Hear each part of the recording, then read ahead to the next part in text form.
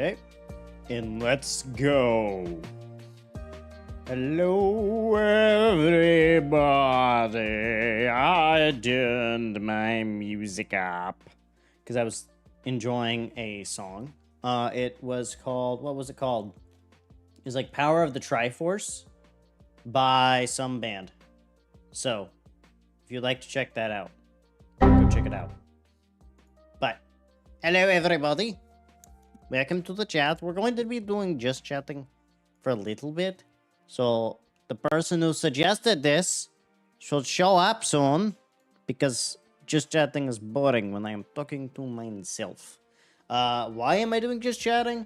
Well, community streams have been pretty low viewed as of late and low, played. So very few people in general have been playing and joining in, and that makes the community streams inherently harder.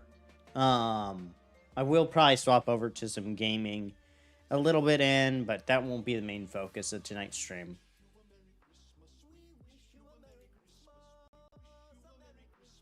Okay, that one's good. I was like, words!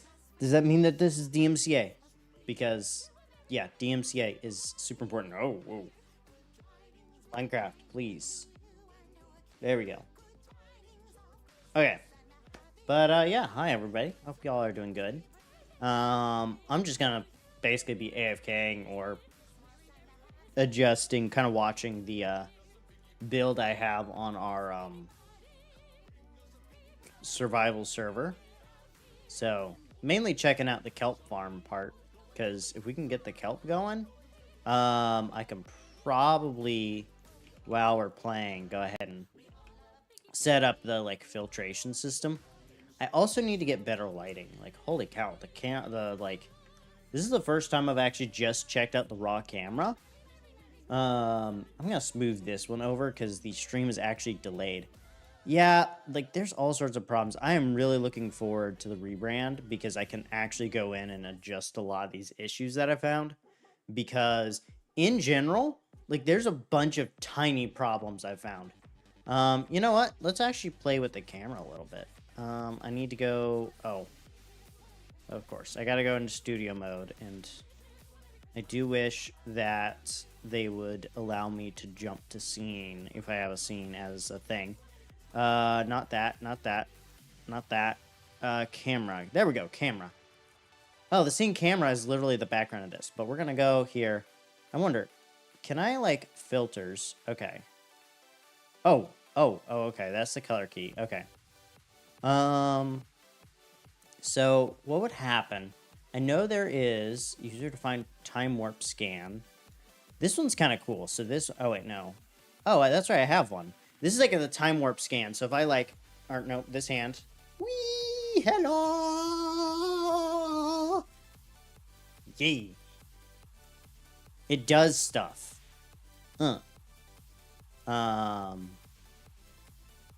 And I don't know, is it literally just frozen now? Okay, it's just frozen now. So we turn that off.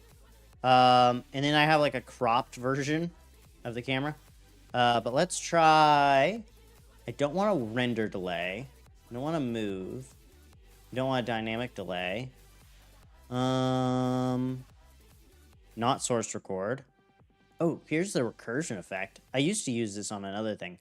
So we're going to just offset it to, maybe 8 to the side. What does that look like? I'm not really seeing anything.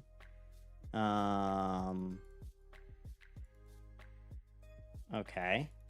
Well, we'll add, a little bit of rotation, because usually the rotation does a bunch. Is it seriously, just not showing up? Do I need to scale?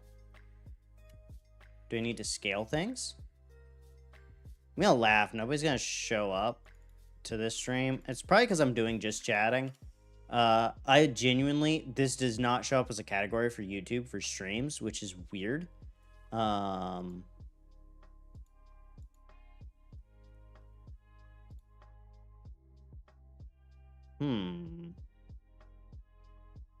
So I literally doubled the size and I've increased the offset and there's like nothing. So I'm just going to delete that. That's not really cool. There used to be, let's see here. Image mask blend freeze. What does freeze do? Maximum duration. Just do like 5 seconds. And then we'll delay by 1 and refresh every 2. And then we'll mask like, I don't know what the mask does. So I guess we'll just put like the left at like 50%. And we'll see what that looks like.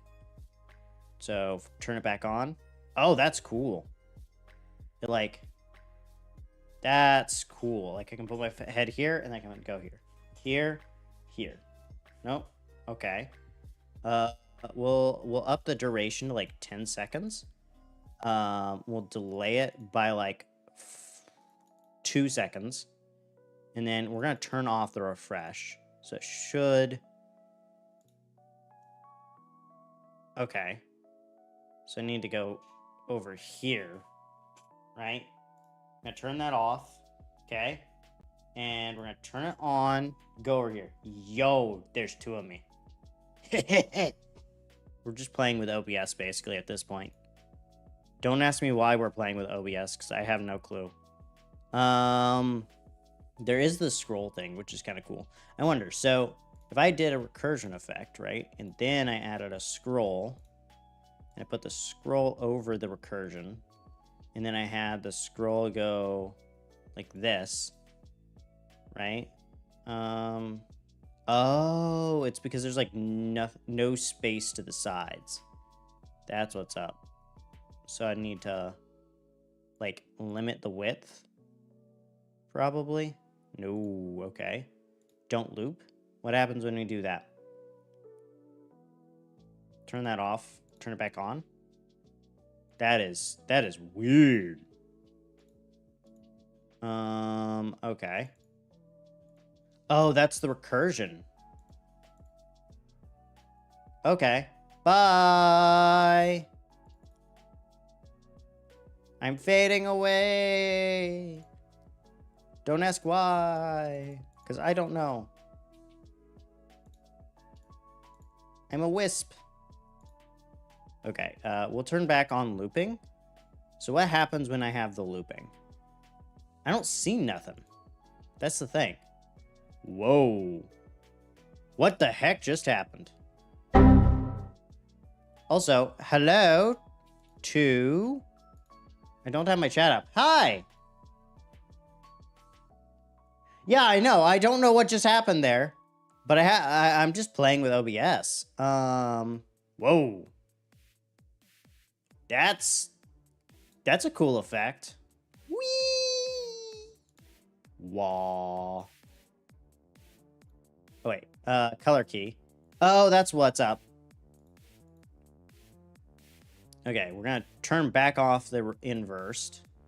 I'm going to turn off the scroll. So I think... Okay, that's kind of cool. And we can, like, stick our hands up. You know, you know, whatever. Turn that off. So if I think it's the color key. Yeah, that's actually kind of cool. Like, the color key with the recursion just makes this, like, weird loop thing. It makes me disappear. Like, make the welcome bit show up in place. So, but the problem is, like, it doesn't really, the recursion has nowhere to go. That's really the problem. So, like, if I turn back on scroll and I turn off looping, and then, like, it eventually fades away, but then I can, like, have myself come back. Oh, that's cool. It's got a springiness. Like, yo, yo, yo, yo, yo, yo. Whoa. Whoa. Whoa, whoa. Jelly! Wow! Yo, yo, yo, yo, yo, yo, yo! I'm sorry. I am probably the dumbest person you've seen today. Okay, what happens if I turn the loop on like this? Does the camera still... Okay. So, turn on crop and pad. Oh, whoa. That did some weird stuff. So... Oh, I bet. Okay. What we're going to do... I'm going to reset this to 0, 0. And then what I'm going to do is I'm going to pad it by a couple units. Like... 0 here as well. Okay. So now what we're going to do is we're going to add, like... We're going to do minus 10. Right? Minus 10. Minus 10. And minus 10. We're going to do that after all that. Okay. Doesn't really... It's not really doing much. So what I might do is I might do it just on the left and right. So... Let's try that. I'm going to just zero all this out. I don't want it to be relative either. I want it to be at... Okay, I don't like that. So minus 100 pixels. And then on the right as well, minus 100 pixels. And then I'll just recenter myself. Okay. And then the recursion effect should happen after the crop pad. Okay, how does this look? Now I look like I'm, like, weirdly scrolling. Okay. We're gonna zero the scroll out again.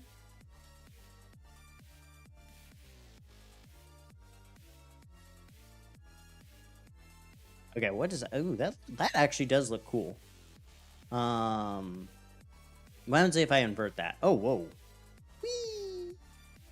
That would be cool, like, when I'm outroing. You know, it's like, without further ado, this is the like signing out. God bless y'all. And boom. That'd be cool. I could make that voice triggered too, technically, because I say that so consistently.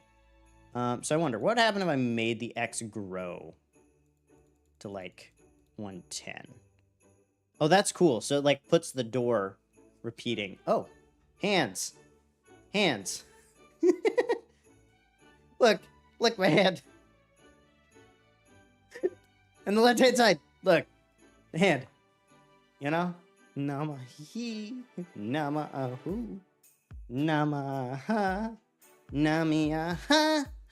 Oh, hello, Nate. And I disappeared.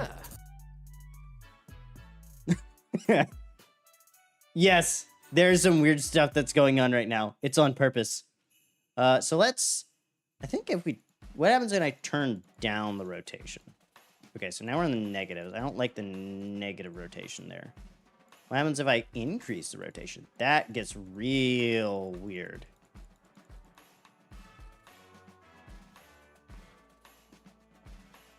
Okay, I kind of like a little bit of the positive rotation. I need to find like a sweet spot where it looks like they're kind of even. So I think like 2.5? No. I had 5, so let's do like 4.5. Not really much there. Maybe reduce the Y scaling some too. That looks cool. You're playing Cyberpunk? Interesting. I have heard about the game, and I kind of just don't care too much. Ooh, I'm not like squarely. Ooh, that looks okay. What happens when I stick my arm out? Okay, so that way goes that way. Yoing. Yoing. Yoing. Okay. So let's bump the delay up by like 10 milliseconds. It's like noticeable-ish, but not enough. Let's go to like 500.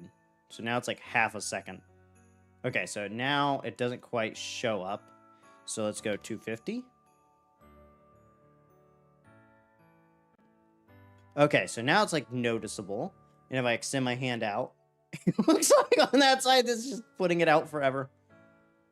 Oh, that's weird. Okay. Let's pull it back to 100. What do you guys think? Okay, that looks cool. It looks like it's building something. Do the wave. Oh, no, wrong side. Do the wave. Wee. I'm sorry. I'm so immature. FYI, this is the fun part of like streaming and like setting up them. Maybe I should do like some setup streams when we do the rebrand in January.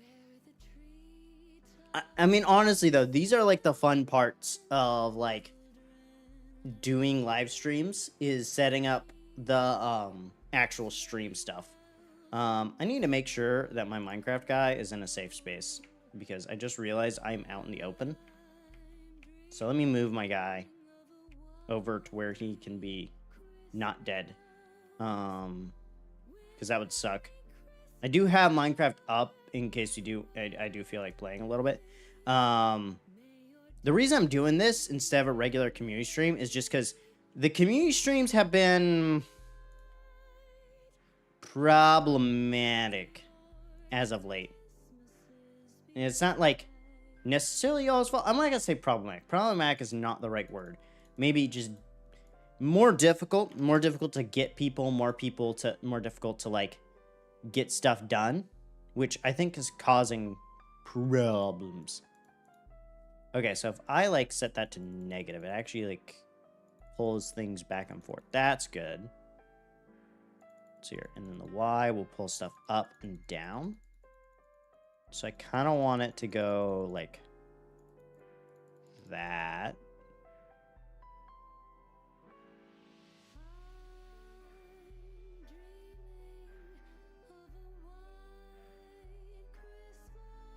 Still looks weird. I'm not sure. I'll have to play with this one later.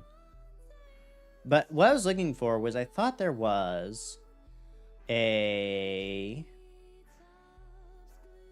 color correction, chroma key, apply LUT, 3D effect. What is 3D effect? Rotation X. Whoa. Hello there. What are you up to, child? Meta Hornets. Okay, that was funny. Field of view. What does field of view do? Whee! Okay, that's kind of cool. Some of these are fun. Let's just see. Nothing is set right now, so I'm probably gonna have to delete this effect, but whoa. Now I'm inverted. And now I'm normal. And now I'm inverted again. So let's try rotating into Z. Hey, what's up? Sideways negative. Things seem a little sideways. What happens when I do it this way? Yoink. What the heck? What is wrong with that? Something is so wrong with this. Hi. Big brain time. Oh yeah. I gotta make a clip of that. I'm sorry, I gotta make a clip of that one. That's like a perfect short, too. GFDX, redeem squat. Do your squats. I don't know if this is ever going to become content, but it probably will. I just need to have a button. I have to save this one now because it's just too perfect to have. Like, save this effect so that, like, you know, whenever I turn on the Russian accent, I just, you know, press a button. You know what's wrong with the America? Do a few potatoes. Potatoes good. Potatoes make the vodka. Coffee.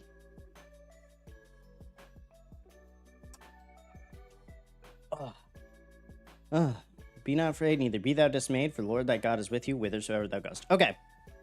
So I'm just gonna rename this guy. I'm gonna rename him to Big Brain.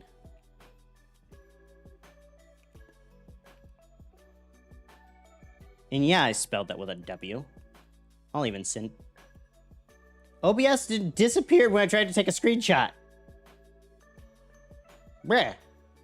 I wanted you to take a screenshot of you. I cannot send screenshot to peoples. What happens if I'm over here? No, okay. I'm pretty sure that's a setting, but it is saved. It is eternal. Big brain time. Okay. So now we got to go back and add another 3D effect to just play around with the position stuff. So like if let's just set that to 100, 1,000, 1,000,000. I'm gone. So if I do like -10, 100, I disappear. I am tiny. Oh, that's funny. That would be the funny one. Okay. So why that just raises me up? So I only have like a couple hundred pixels. I think I have 257 to work with there. And then I'm guessing X will just shift me to the sides. Yep. I'm certain I can have some fun with that one too. So scaling. Wade. Oh my. This is cursed. Chat, this is cursed. I need to move y'all over here so I can actually like talk with y'all instead of having to lean over. First off, turn on moderator activity. I want to see what y'all are doing. 2, draggy drag. Drag it, drag it, drag it, drag it, drag it, drag it, drag it, drag it. Okay. Do y'all think this is cursed? I think this is cursed. What do you think? Is it made of potato cheese? Okay, we're gonna like drop this down by a factor of 10 and just go to like 500. That's already like at the cursed enough level. Oh my gosh. Okay, turn this on. What the heck? Yo. Like, all y'all can see at this point is my mouth. My big mouth. Oh, GFDX. Redeem squat. Squats! Squats, I tell you! There's a reason I did that one. There will be a short out probably like late tonight. Just because I find this hilarious and I can't let the idea die. But let's just say things are gonna get weird in future streams. Okay. I don't really want to keep that one though. I don't find that one to be something I would use it for this gag, and that's about it. LUTs, color correction, move, luma key, HDR, tone mapping, scroll, sharpen. Sharpen is actually one I used to use a lot for like a distressed look. Yeah, but not really all that great. I used it on certain things. Color correction. What does color correction do? If I like up the gamma, drop the gamma, bump up the contrast a little. I think we'll keep the brightness the same. Increase the saturation slightly. What happens when I reduce the opacity? I fade away. And then I come back. And I fade away. Okay. Yep. So this one is the one that actually goes on whenever y'all join. This is actually the welcoming one. So, like, I wonder... I feel like this is closer to what I was gonna do. Oh, yeah. Like, it makes the beard, like, kind of go all white. And then, like, I kind of fade out. The jacket is probably, like... Because the jacket's actually blue, and it's on, like, a filter blue. I think that's cool. You know, it's like a... Oh, what's the name of that one? Take On Me. Have y'all seen its music video? It, like, has this, like, paper thing. I love how my arms are showing up. What happens when I set my light to red? Whoa! That looks weird. What the heck? Purple. You can barely see me. If I shut this door to know that light gets into the room, other than what's coming from under the desk, why is that corner just lighting up for some reason? If I set it to white, okay, now I'm like showing up more. Let's lower the brightness in the room.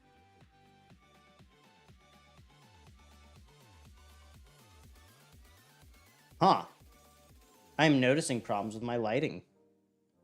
Okay, that light hates it when I set stuff to 10%. So we're gonna 50 shades of negative. That's funny. I don't remember what lighting I actually set this for. Let me try turning them off because they glitch out every now and again. I think they're stuck. I think those are at 100%. Okay. Well, so if I like drop the... Whoa. We're just gonna go like there. Smoothness. What happens when I up the smoothness? Flashbang. Flashbang. Nope. No. Flashbang. I'm sorry to everybody. I just hurt their eyes. I have just been messaged somewhere, so I might be poked. Ah, yes, the weekend.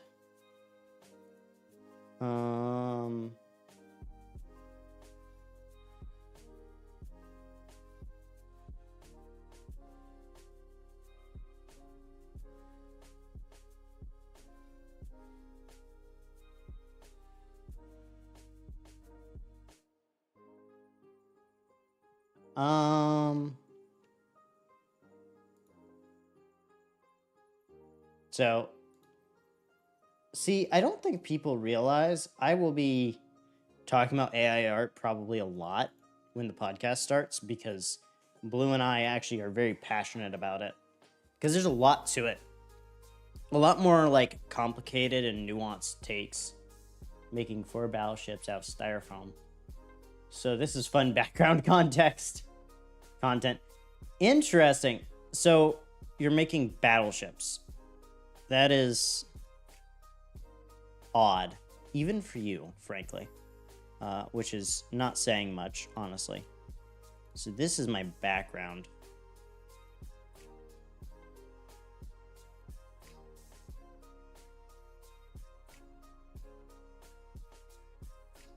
Huh. Interesting. So I wonder what...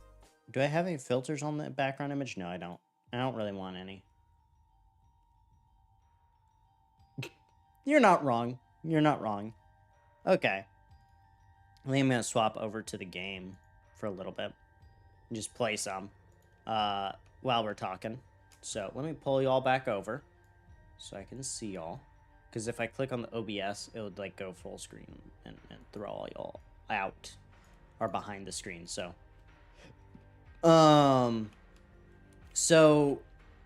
as far as why I'm doing this, and this is kind of why I want to have this just chatting, is hopefully some of the people who usually would join community streams, what would y'all like to see us do? Like, honestly, the community streams have stopped getting views. I mean, most of my streams don't get a lot of views, but the community streams used to be the big ones, and they've kind of faded out. I'm not sure what to do. Let me just make sure this is not on Magic Shuffle. Please don't be on Magic Shuffle. I don't want to get sued. Thank you. Because Spotify's Magic Shuffle will get you in trouble.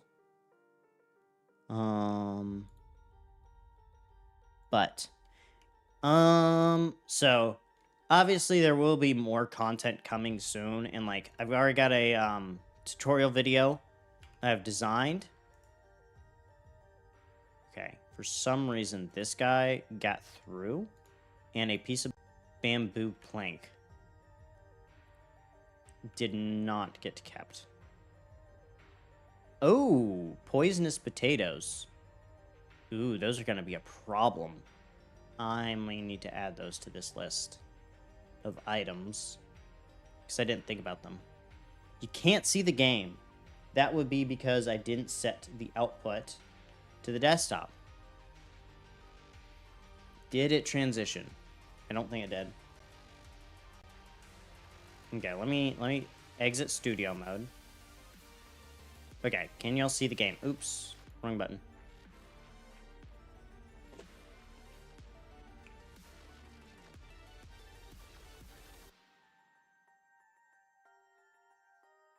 Oh. Okay, so I actually do need something that's going to take these away. Okay, so the bone meal can go back through. So I really just need something that will take the output of this guy and put it back up on the line. I may need a fan. Or I just put lava down there and be done with it. No, I like the idea of having it go back through the system so I can get bone meal for future projects. Also, chat just appeared on me again. There we go. Okay. See, like, all this can go back up in here.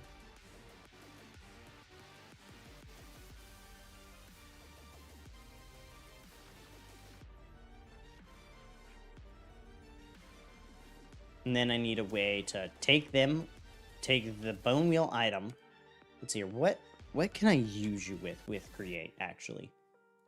So if I crush you, I can get white dye and some light gray dye. Not really that useful. If I compress you with a couple other items, I can get tree fertilizer or organic compost. Oat seeds. Not really all that useful. But these, well, straw I don't get from anything. I don't get tree bark from much of nothing. I can compress you into bone meal block. I can make a placebo. Grants 25% chance to not consume a potion when equipped. Not really something I would use a lot. I just need to have it consume more stuffs. Dude, my mom has been ordering some weird stuff.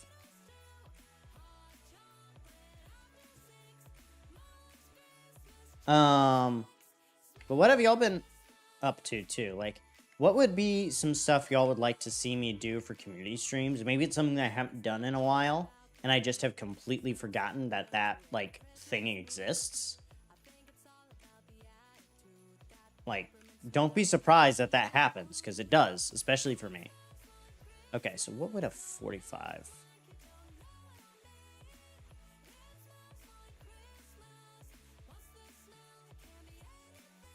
I may have just figured out what I can do. I need my shafts.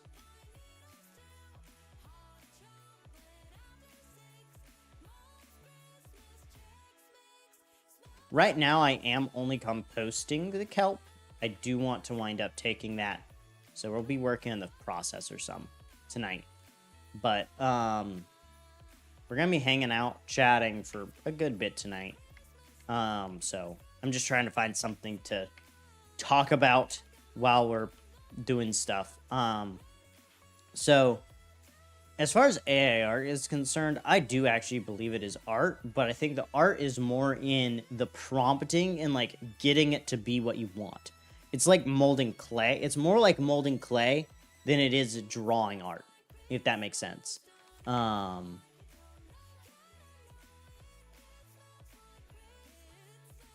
What is your secret, GF?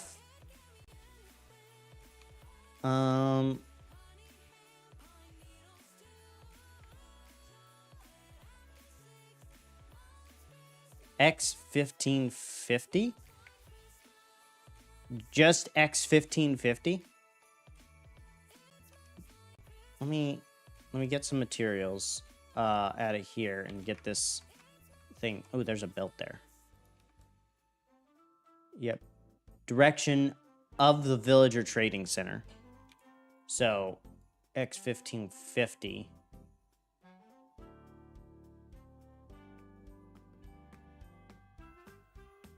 What?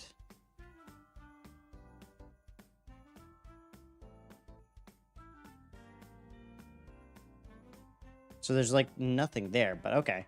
Let me get this set up first, because I have a solution to a problem I'm running into.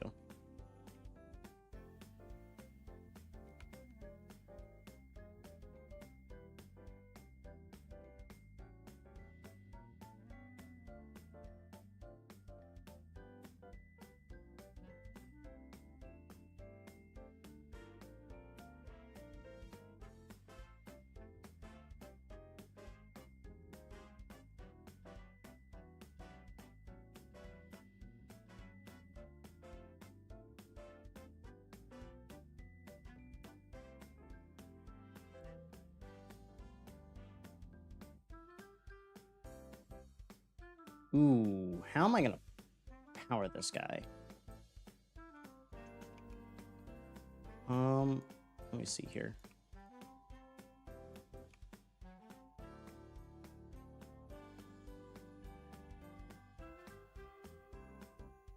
That's gonna be fun.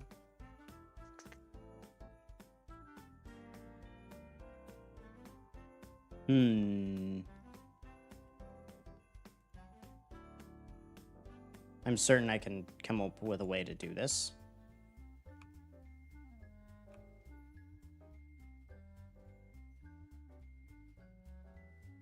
Ah, small cogs.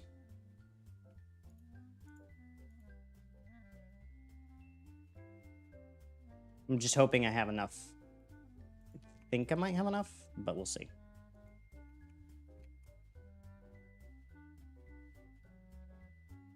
Darn it, that's going to pull it in the wrong direction.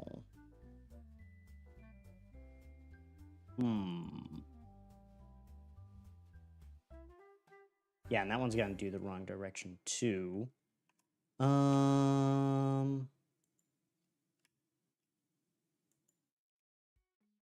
I need like this direction here on that guy. Another belt. Another belt. That's what I need.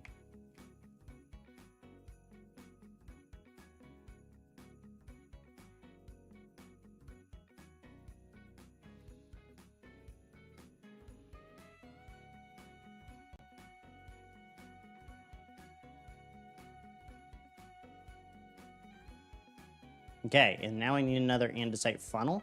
For now, I'll just use one of the brass ones I have.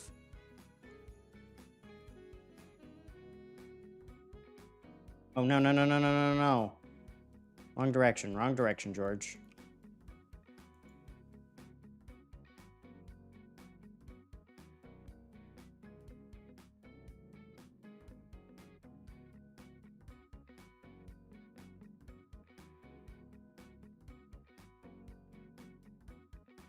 And see, it's like, it's fast enough. As long as I can basically swap these out to prevent this guy from overfilling, we should be fine. Okay, X150 is where we need X1550 in the direction of the VTC. That's where we're heading right now, because GF thinks there's something cool there. So what's something y'all would like to talk about? Because this is really more of a chat-focused stream. I am not too worried. If we swap over to just chatting, we swap over just chatting, just to dive in deep on a subject, because I think there's some worthwhile stuff. Maybe I'll bring back up the whole foxhole discussion, because I think people misunderstood what I was saying yesterday when I was saying, like, foxhole is in a category of games that Fortnite is in for me, which is that it's interesting enough that I would watch clips, but not necessarily a game I would play, right? And specifically for a Fortnite, it's only the building side of Fortnite that actually seems interesting, like the in-combat building seems interesting. Nothing really else. I don't really care too much more, other than maybe some lore videos every now and again, just because lore's kind of interesting. I like stories. But as far as Foxhole is concerned, like, do I think it's a better game than Fortnite? Yeah, Fortnite's kind of a low bar in gaming. Like, it's better than Roblox, but it's definitely not like it's not a game I see lasting long in the eyes of history. Like, Minecraft will have a name for itself in the long term for a very long time. I left at the worst possible time. But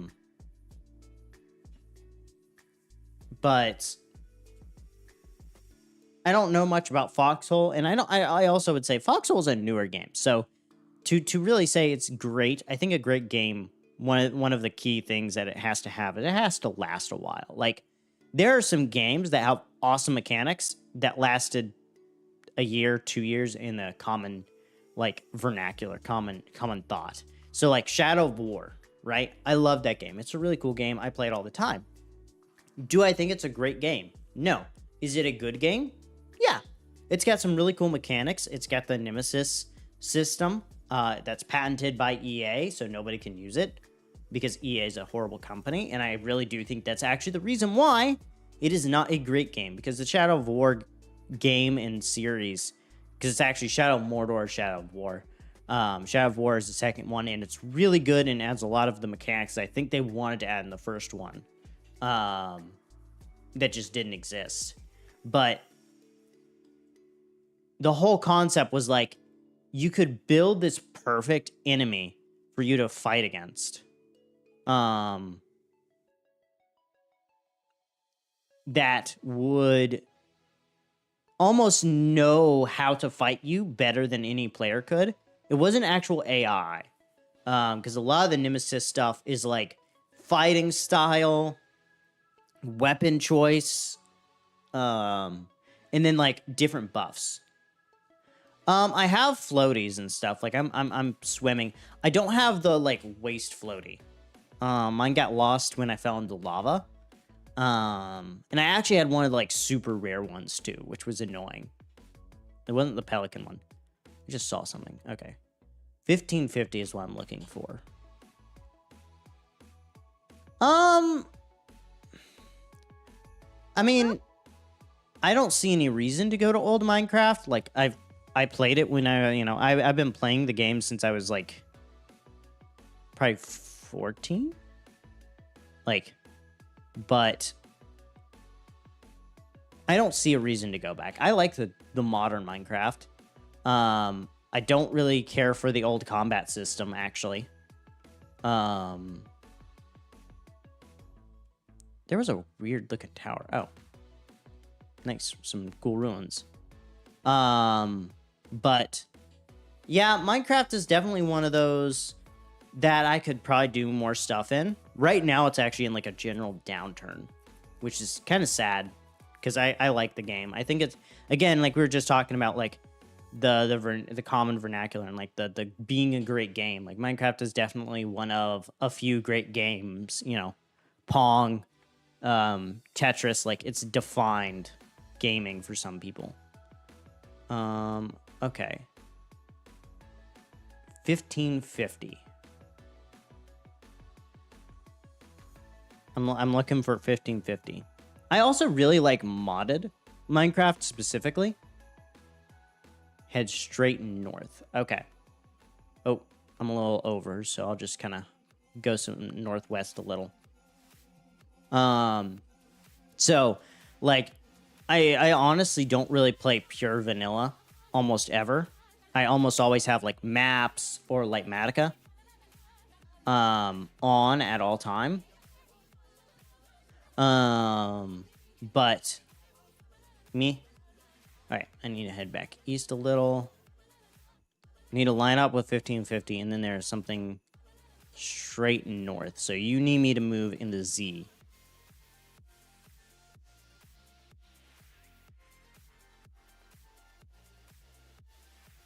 Okay. I'm like 7 blocks. There we go. I'm almost there. There we go. Okay. But I don't know. Maybe it'll be something I try out. I have thought about doing like a building or like carrying a survival world through all the major releases. So, you know, like 1 to 2, 1, 1.1, 1.2. I think the oldest I might have access to is 1.6. But I'm certain there's a way to fiddle with it some.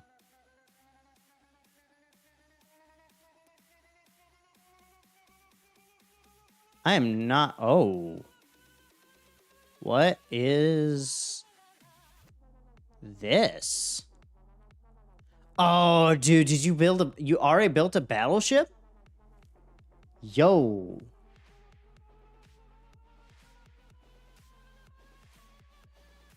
Yo. So, fun fact, one of the things that my friend GFDX likes to mess with a lot is battleships. And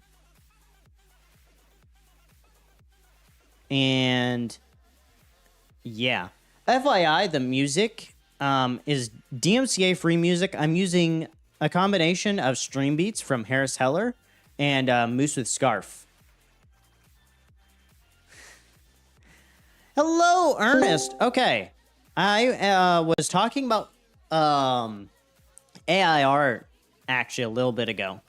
And so I'm going to bring you in a little bit on what I'm saying. I do believe that AI art is art, but it's not like drawn art like people think. Like most people think. Like I consider it more like you're molding a ball of clay, right? Like I am shaping the image into what I want to be through the generator. Does that mean that it's the same as a hand drawing? No. But I would say like the prompting and the like control of it, especially with some of the modern GPTs, is the big part. Like I would say you should be able to copyright it for the sake of a long prompting history. But like if it's something, no, you better not break my Crocs. I'm swimming away because I don't want to die.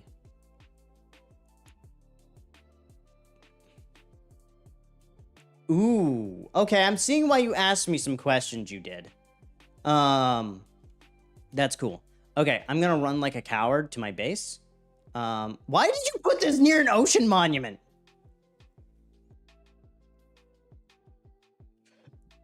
Okay, where am I in the world? Okay, I'm here. My base is here. So I need to head this way. Okay. So what is killing me? Oh, I'm drowning because my clothes broke. Thank you, you stupid thing. Okay. So now I need to replace my armor a little bit more.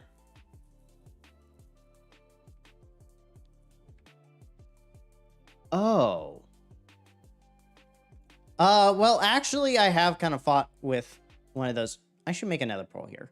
Actually, you can't make another pearl there. Whatever. So AI art, in my opinion of it, is that it's kind of like shaping a ball of clay. And so I'd count it as art, but mostly the prompt and like how you use the tool.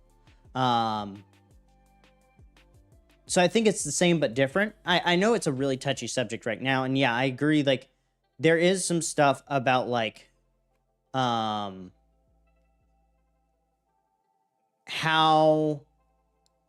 we acquire the data to use and how the data is used and all that. Like most of my art, I never call out a specific style individually.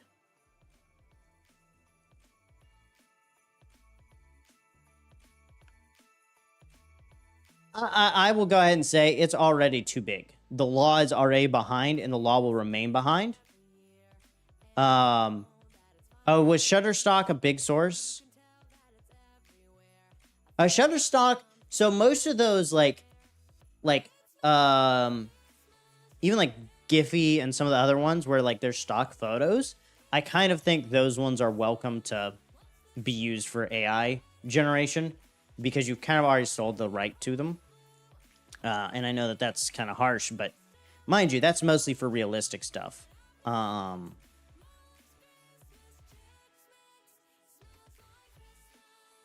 Yeah, no, I know that. And that's the thing. Like, this is not, I honestly think the whole AI art debate is weak sauce to some of the other major issues in the art world. And so it's like, let's focus on dealing with the actual, like, huge problem, you know? Like, I think AI art is like a thumbprint hole right now compared to, you know, the giant gash at the bottom of the ship. And yes, I know that a lot of artists don't like the idea of AI art being used, right? Taking your images and then being used. A lot of AI art tools are now getting smart enough, because a lot of them are using like ChatGPT to kind of detect wording, and are basically getting smart enough to be like, oh, you're trying to replicate someone's style. No, no, no, you can't do that. And not like taking the tags of someone's style, but like actually like calling out, I want this to look like, I don't know, name an artist. I want this to look like their stuff. It's like, no, distill down. Think about what their art is. Think about what it has. Think about like the different like colors and theming and how that works, and ponder that, and then make it your own.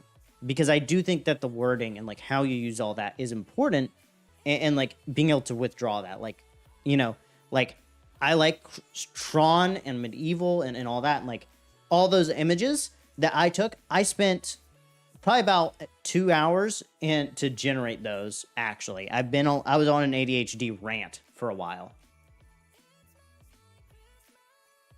Yeah, no, that's the other thing, is like, I will take, for anything that I'm actually going to use, anything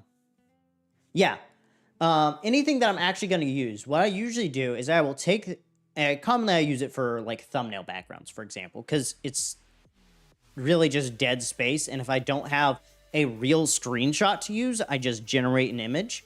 And so what I'll do is I'll like give a prompt in Photoshop of what I want, relatively, get that, download that image, throw it up onto ChatGPT, and then like distill that down. And that's probably like 15 minutes. Okay, not a lot of time, but there is significant changes between the first one and the last one. Like, I actually recently had viewers select the last streams, the Rust programming stream. That one, it was actually selected by my audience, and the background was AI generated. But I will usually also go then and like edit contrast and like tweak it slightly, because AI can never really produce exactly what I want, but I can't draw to the degree that like I can outperform an AI art generator. I just can't. But I can edit, I can tweak, I can adjust, I can modify the actual image using, you know, contrast filters and all that available in Photoshop to make what I want. And like a common thing that I do is I will actually take and I will use specific values for the pixelate and mosaic filters on Photoshop to give like a certain look to my things. And it's also coupled with a couple of specific opacity settings. Like, I do actually have a style to my backgrounds that I apply afterwards. It's not just me riffing completely on the AI art, and I never really rely on it fully. It is almost always a background element, or heck, I'm about to do a rebrand. You want to know what was one of the big tools in helping me like figure out what I wanted when I sent a thing to an artist, to an actual artist? AI art. I use that for hours.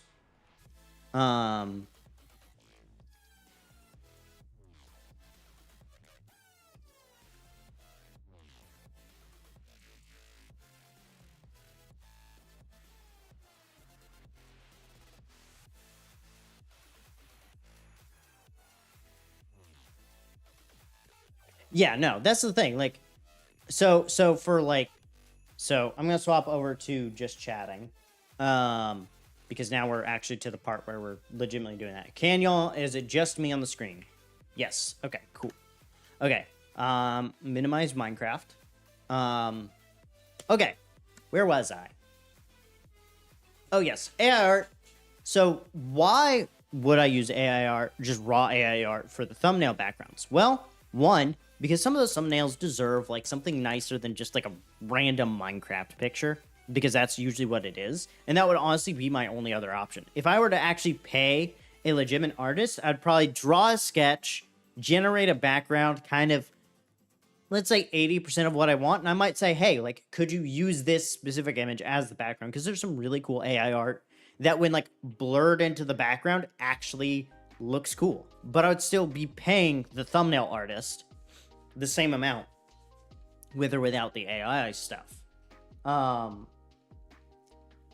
also don't think AI will ever compete fully with humans. I think honestly the tool is actually too complicated to do the simple things. And I know that sounds weird, but even the like written, so ChatGPT type tools, right? Me and my brother have been playing with those for months now, and like in different sandboxes and stuff. And in general, what we found is that ChatGPT is really good at handling complex things and like complex, big bundles of thought, if you will. Like if you fed it like the entire corpus of Star Wars novels, right? All of them, it could be a genius at helping you write the script up for a Star Wars book, right?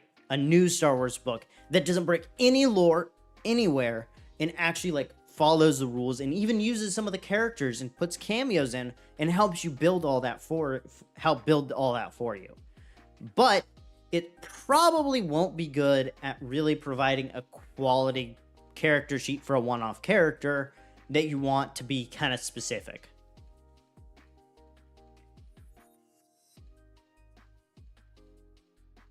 Yes, that's also true. Like I've put in like outlines for scripts, and then I've had it just generate the full script where like you spell everything out. I've never used those because I don't like them. I like bullet point scripts, but it is really interesting, and usually like one or two of the things that it says I will actually use because it's just this cool way of saying a thing or this way to like discuss a topic that I find particularly interesting. Why is this like oddly shifted over?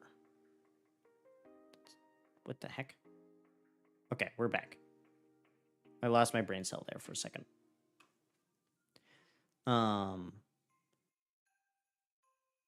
Yeah, that's the thing. Like AI, even like using AI with like Minecraft stuff, like you could probably find a way to use it to generate some textures that look cool, or at least inspire the textures, because I would bet you it can't make a 16 pixel by 16 pixel image.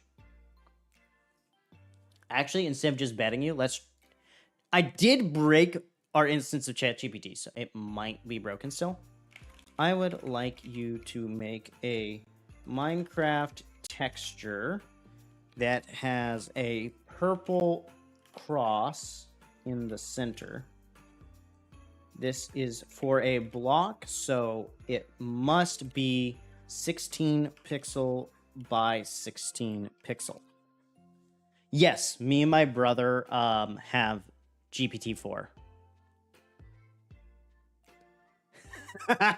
Yeah, no, we've had it for a while, and GPT-4 is very useful, especially with the code interpreter and the image generator all combined. It does produce some really high quality things. Okay, it is creating this image. Let's see if it produces a 16 pixel by... I will tell you, we are actually paying for it. So, yeah, so like it did not. I'm going to paste this in my Discord. Hey, Ernest, could you do Bang Discord for me? I'm going to put this in the art channel. Like, I could definitely go and make that a texture myself. I may actually make a block using that, honestly. That looks cool. But I can't show it on here. Well, I can do this. Sources. We're going to do add image source.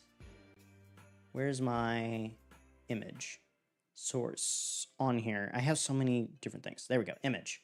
Temp. Okay. Because I don't want to use that. Okay. I'm going to download the image. Okay. Wow, is that name really long? I think it includes a prompt.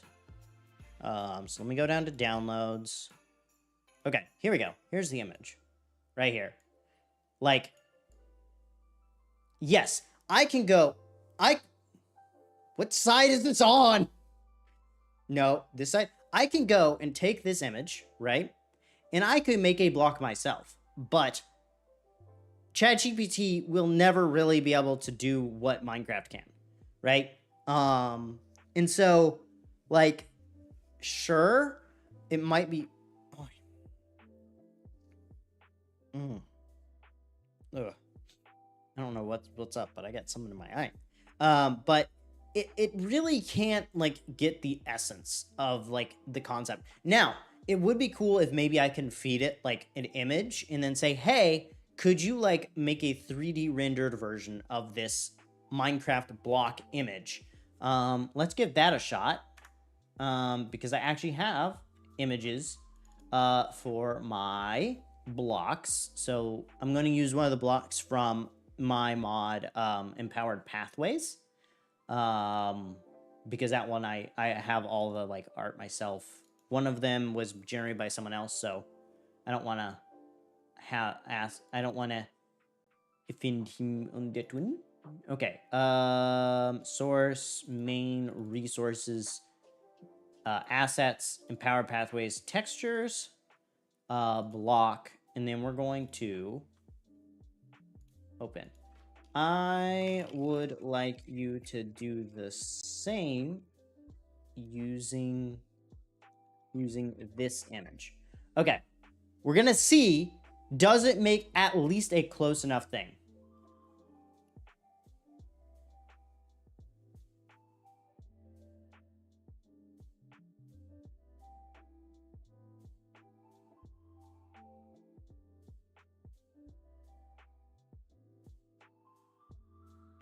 Okay, so I've asked it to generate an image. I uploaded the infused stonework texture.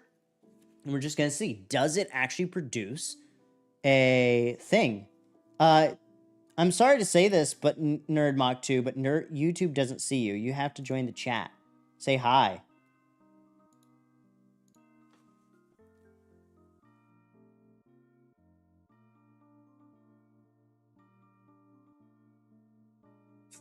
We should just bug him. Oh, she did. So you're actually watching right now. See, like, it completely botched it. So this is the new image. So I'm going to download this guy. I'm just going to swap the picture here instead of swapping it. So this is the new image based on the infused stonework.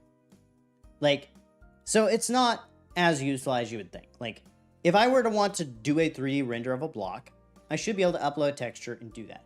Guess what? Give me 13 minutes in Blockbench and it will be done. Okay? Blockbench, super easy, super convenient. Let's pull it up. Let's pull it up. I have Blockbench right here. I can do something cool with it. So, if I wanted to take a block, upload this text, upload the texture I'm going to use. Wow. Okay. So we're gonna go block wizard, create a block.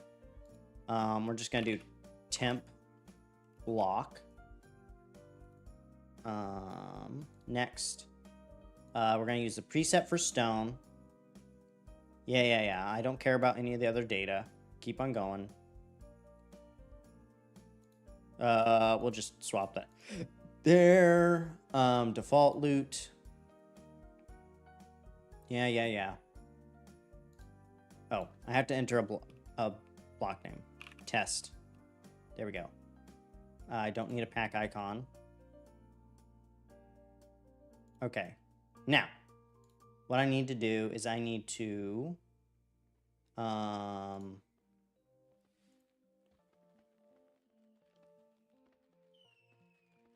change the file. There we go. And we're going to go to I need to go to code. I need to go to Java. I cannot see chat right now, so I will be with y'all in a second. Empowered pathways. Common, source, main, resources, assets, empowered pathways, textures, block, infused stonework block. Okay. Now I'm going to position this the way I want it. Okay. And then can I take a picture? Swap tools, action control, view. Screenshot mode. There we go. Well, that's not what I want.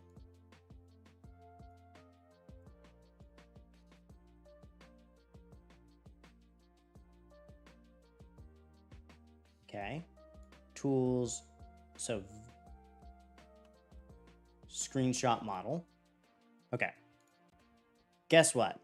Guess what? I just made a 3D render of my block. Okay. Now, yeah, I didn't add backgrounds and junk, but guess what? I can do all that in Fortnite. Not Fortnite. Why did I say Fortnite? Photoshop. So right here, that's the image. That is the big kahuna. The block, right? Right here. Whee! Right? What the heck? Okay. Now where's chat? There's chat. So block bench, yes, block bench is really useful, and if you're doing anything Minecraft related, use it. It's worth it. Because it can help you like do a lot of the rendering and like make the shapes for your items. So definitely worth it. Definitely worth your time to learn. So if you wanted some advice on how to code mods, FYI, someone suggested I make like a tutorial on how to make Minecraft mods. I was thinking about doing that for the multi-loader because the multi-loader is reasonably complex, especially when you get into like networking and things like. As a matter of fact, networking, it is such a problem that someone has made a package for people to just add to their mods at this point. It is not fun.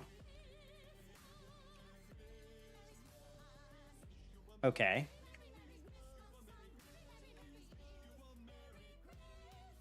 Okay. So I do think cabbage seeds need to be put back in here. So that might be part of the problem. And then I also need to, can I put poisonous potatoes? So the poisonous potatoes honestly just need to go into lava because I don't know that there's any use for those. Yeah, it's literally just for poison. But yeah, I think AI art is not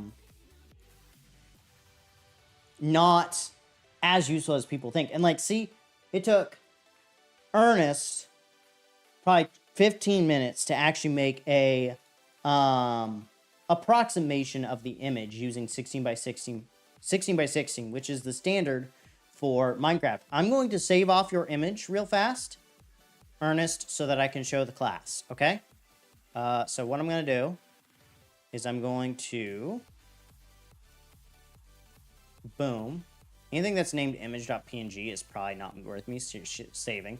So, like, that's close enough that I could take that, I could clean it up a little bit, and then put it as a block in Minecraft. You know? I don't know what this block would be called or anything. I would have to come up with something, but this is actually pretty cool. So, like, for example, one of the better uses for AI image generation and AI art, as well as like ChatGPT, is idea generation. Like when you get like writer's block or artist block, because I know that happens for all of us. Okay, FYI, I am an artist. Like I don't think people get as well a coder. Like I believe code is art, and I don't think people get that about a lot of coders. FYI, when I do this, it's me making sure I'm the right distance from my mic because I hear that my audio is off and I need to make sure it's adjusted. So a lot of programmers, myself included, believes that their art is code itself. And like, I think that's important to think about, to ponder, to consider. So yeah. But yeah, what are y'all's thoughts on all this? What do you think of what has been said, stated, and canoodled? Canoodled. That doesn't sound like the right word to use in this case. What's your thoughts? Have y'all rubbed your two brain cells together and come up with an idea? FYI, that's not me calling you stupid. That's just me in general saying you used your brain. Because, yeah, I'm a weirdo. If I do anything normal, just know you are probably doomed.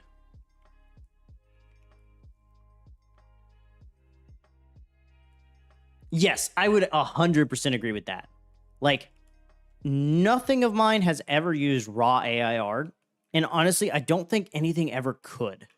Because, like, for example, AI art sometimes is both overly detailed and under detailed. Like, I know that sounds weird, but it's just the only way I can describe it. Is like over detailed but under detailed at the same time. And that in particular is just not something I care for. Like, for example, I very frequently will make AI art for my character, Negative Light, right? But would I use any of it like for a thumbnail or, well, I may use some of it in a thumbnail, like to mention the rebrand, right? But would I use it for my actual profile picture permanently? Nah.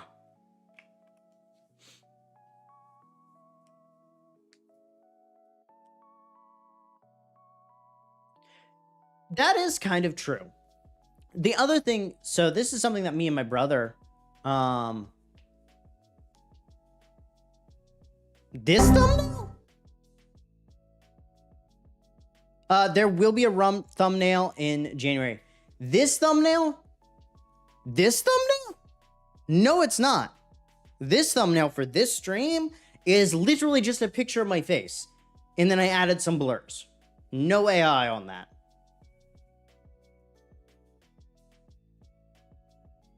Yes, like, for example, art that I personally have bought, like my current logo, I have uploaded to AI art generators to help me generate stuff similar to that.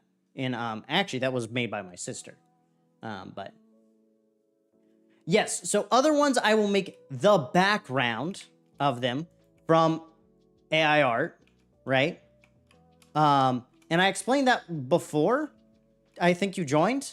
So I will use AI art in production, yes. So before y'all like scream hypocrite, yes, I will use it in production. Mostly because it's for something that is not as big of a detail, right? So like the background is always blurred. There's more editing that goes into it. So the rebrand isn't like completely changing the channel. It's I'm refreshing the art style of the channel. Let me see here. Let me place this down. So, and I'm about to explain some stuff. I'm just tweaking something really fast to start my miner going on the survival world. So, give me a second. There we go. It is now doing its drilling. So, AI art, do I use it in production? To a degree, yes. Some of it's because I honestly don't have the time to like hand draw a background, like for a programming live stream. I have used like a matrix theme before, but honestly, I find that ugly and it feels more sketchy than using AI art. Like, I don't know what's copyrighted, for example. And so going and just riffing like a matrix kind of background falling stuff, like, I found those very sketchy sometimes, going to find art for a stream. But I never use the AI art fully, just raw. So usually I do like some saturation boosting, do some brightness adjustments. Sometimes I will like tweak kind of small background elements of it. And then of course I add other art pieces on top of it, including my own branding stuff, the like shell, fake PNGs. Oh yeah, the ones that don't have their background removed. Yeah. And like, that's an area that I actually do use AI a lot. Like, if y'all didn't know, most of those algorithms are artificial intelligence to remove backgrounds now. And so, yeah. But, so Bimmer was asking about, is there a rebrand? Just joined. You're trying to figure out what's going on. So the rebrand is basically that I am changing art styles like I typically do every year, but it's just a fresh update, and it's actually going to be a full-blown, like, kind of new style, new theming. So I will say that there will be an actual character for the logo now. It is no longer just an L. It's always been letters for my logo, and now I'm actually adding a character to it. So it's cool. I think you'll like it.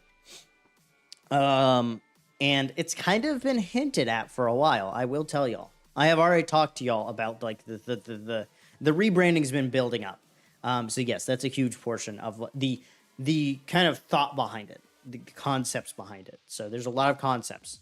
It will be happening throughout January, because if I give y'all a day, it will not be done on that day, and I will feel terrible. So I'm giving y'all a month. And it's still not going to be done, and I'm still going to feel terrible.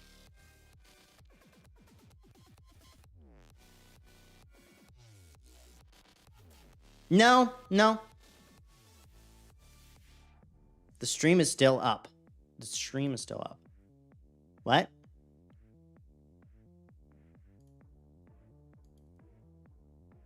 No. You're not. That's not what you're thinking about. Because I don't have a skin. My skin isn't changing yet. I don't have a new Minecraft skin. Where's my chat? There it is. I think you're thinking about the Create series skin. That series kind of flopped for reasons.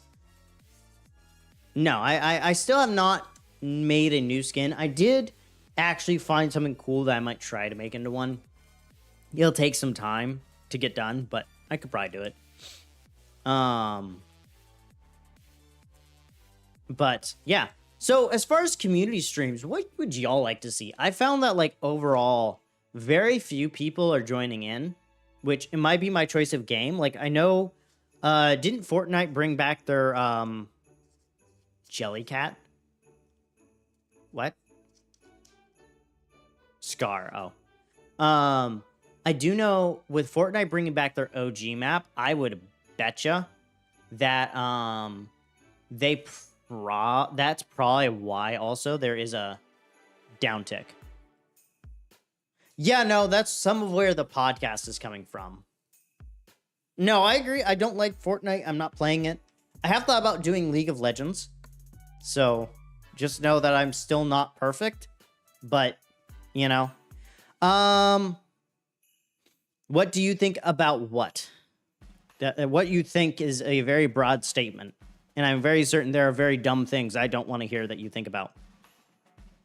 The rebrand. What do you think about the rebrand? A lighter theme. So, yeah, there is going to be a little bit more color, a little bit more lighting. Actually, I can show y'all. So this was something I worked on with a friend. I got to go find it. I got to go in my Photoshop files. And then, because I actually rebuilt my, like, color palette. My color palette was literally black, my purple, which, for those that want to know, the official negative light purple is 5D, 2F, 9D. And then a red, which is A60000, which is the bright color for my thing, and it's not really all that bright, which is not great. Okay, mob vote, Minecraft Live, I'm trying to find that's the one for tonight. Color pattern, here we go. I need to, can I open this in Illustrator? I would think I would have to open it in Photoshop. And yes, I am using my brother's Photoshop. So what? But I see what he's saying. So my theme is a little too dark in that there's a lot of black. Okay, no, I don't want to open it like this. Close that. Okay. What I need to do, for some reason, it did not want to open with Photoshop, so I need to go grab it with Photoshop and then export the image so I can show y'all what I'm talking about. So open with, oh, there it is. And then choose an app on the PC.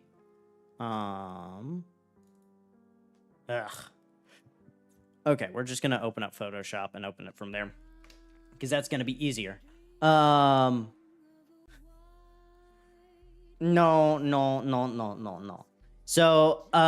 So it's like adding in more color.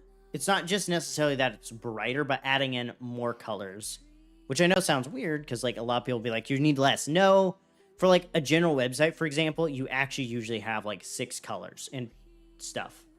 Why? What's the why? What's the why, Mia? Why are you...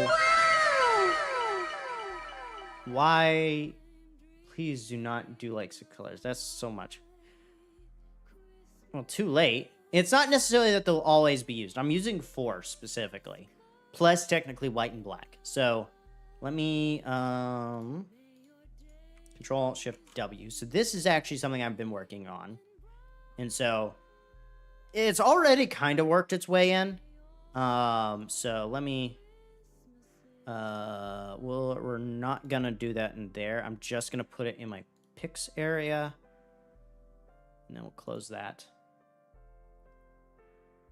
Yeah. Just a piece of tape. Yeah, no, I know. Remember, I'm moving to this all to the back room over Christmas. So, okay. Where's my image source? Okay, here it is. I'm gonna turn it back on, and I'm gonna go swap the picture. Okay.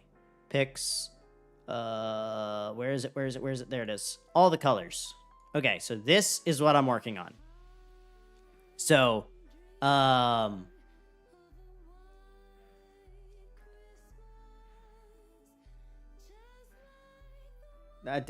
don't find being called a Chad as a compliment, FYI. Make chat a bit smaller and have more than just one color names. So I cannot for the names.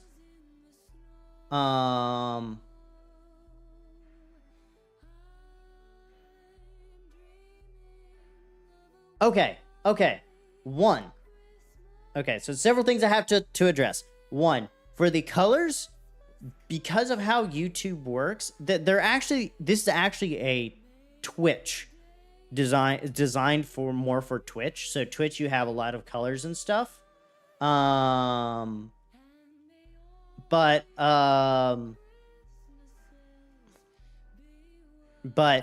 I think for members, I can change the color, and for one other thing, I can change the color. I can't just set it to random colors, sadly. Do we need to buy him some... I actually have a bookshelf right here, but it's ugly. Okay. This is not meant to look good. This is to sample the colors. Okay? It's just like, check and see how they look on each other. Yeah, I'm gonna be moving all this to another room. I need to mount my Zelda sword. Yeah. And I might put my real spike dagger in here too. That's an actual, like, working knife. This is not sharp, but... Winky stick. I like it. Yeah, so, like, I have all sorts of stuff. Look. I think I am canonically the same height, like, close to the same height as Link. What's the canonical height of Link? I'm gonna turn this off, because, yes, this is a little ugly. So, canonical height of Link. 5'2". Darn it, he is 3 inches taller than me. Well, 2. Because I'm like 4'11" and like 3/4 or something like that.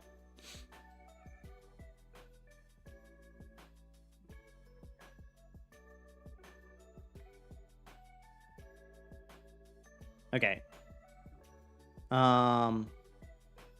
Yeah, and that's really because of how I have stuff laid out. My camera is not laid out efficiently. I have to have this up, otherwise like I feel like I'm missing stuff. Ugh. So don't mind me, I'm moving stuff around again. So if I were to adjust, so like if I'm recording and I want myself to show up, I will actually do it this way. So I will stand up.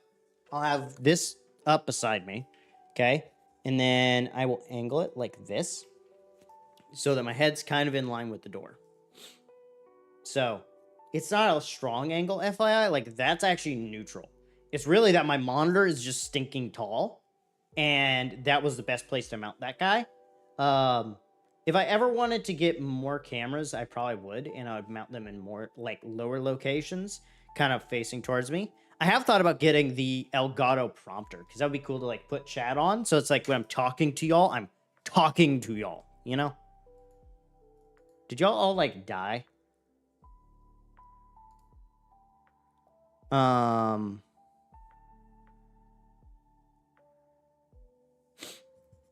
Yeah, but Link is 5'2".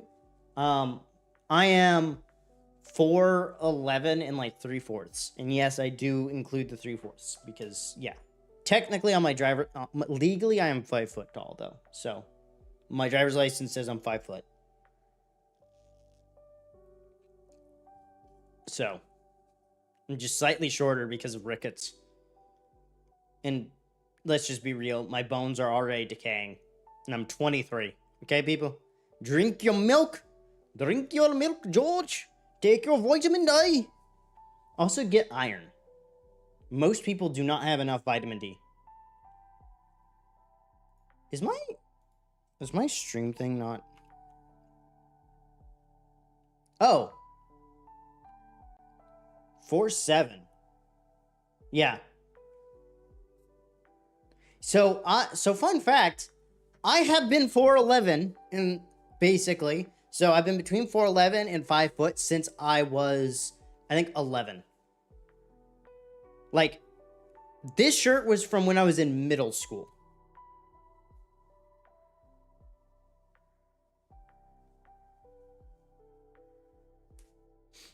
Dude, he's a giant.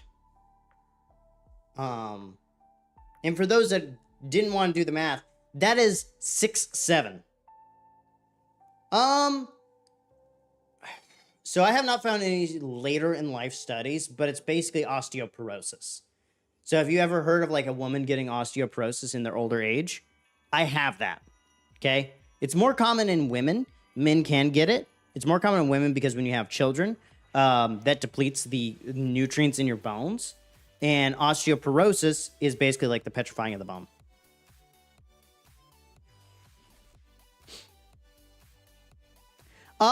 No, this one was from high school. It was from, actually, this is from my current church, but yeah. How tall am I in real units? Okay, so you're wanting me in like meters. So let's do 4'11" and 3/4 to, we'll do meters because I feel like it. Okay, fine.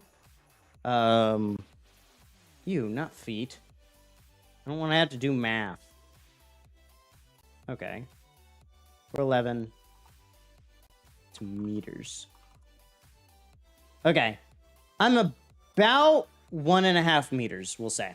Just for rounding. Real units means metric because they are actually based on reality. And yes, I actually have been sized up by like 6th graders, and it gets annoying. And so here's my response too, when it's like, I'm almost taller than you. You know, when little Johnny comes up to me, you know, I'm almost taller than you. My response is, yeah, it's not hard, bud.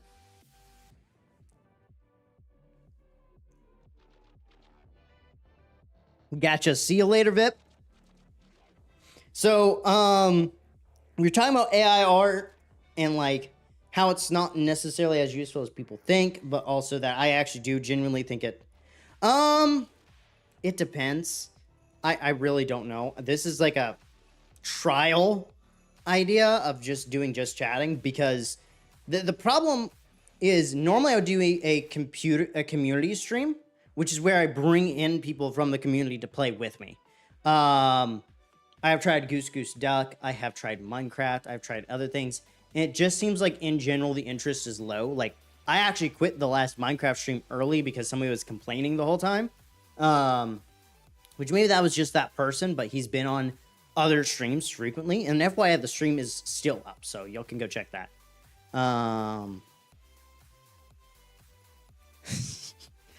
See, the funny thing is, I am not on any AI tools radar. Like, so that means that like they only look at like a certain threshold of popularity, it looks like, for some sites.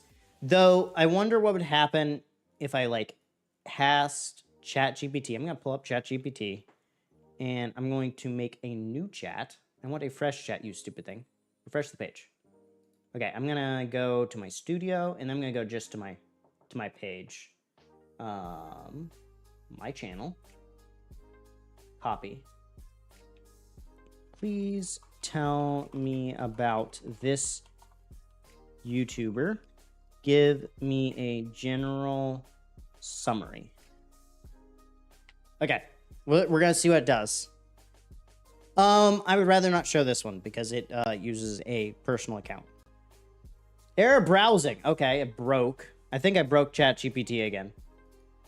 I have successfully done that twice today. FYI. It's also using Bing, which sucks. Do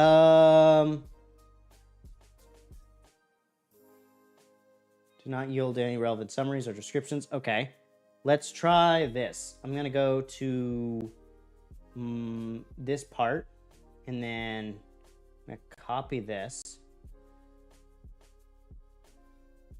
I'm gonna try this one. Try this link. Okay. So the reason why is like we had to connect it to a personal account, so I'd rather not show all that. Okay, so here's the summary. I had to feed it the one with @negative_light instead of just the raw channel ID. So the YouTube channel negative light, it spaced it instead of using the underscore, which that's an important part of my branding, ironically, is run by a Christian content creator. As of the information available, the channel has 522 subscribers. We have 708 and 223 videos. I have more than that. I think I almost have like 600 videos. Unfortunately, the search did not yield more detailed information about specific content of the channel or its main themes. For more comprehensive understanding of the channel, include the style and focus of the videos, I recommend visiting the channel directly on YouTube. So it sucked. It did not do it right at all. I'm certain there's more content to show, but you know.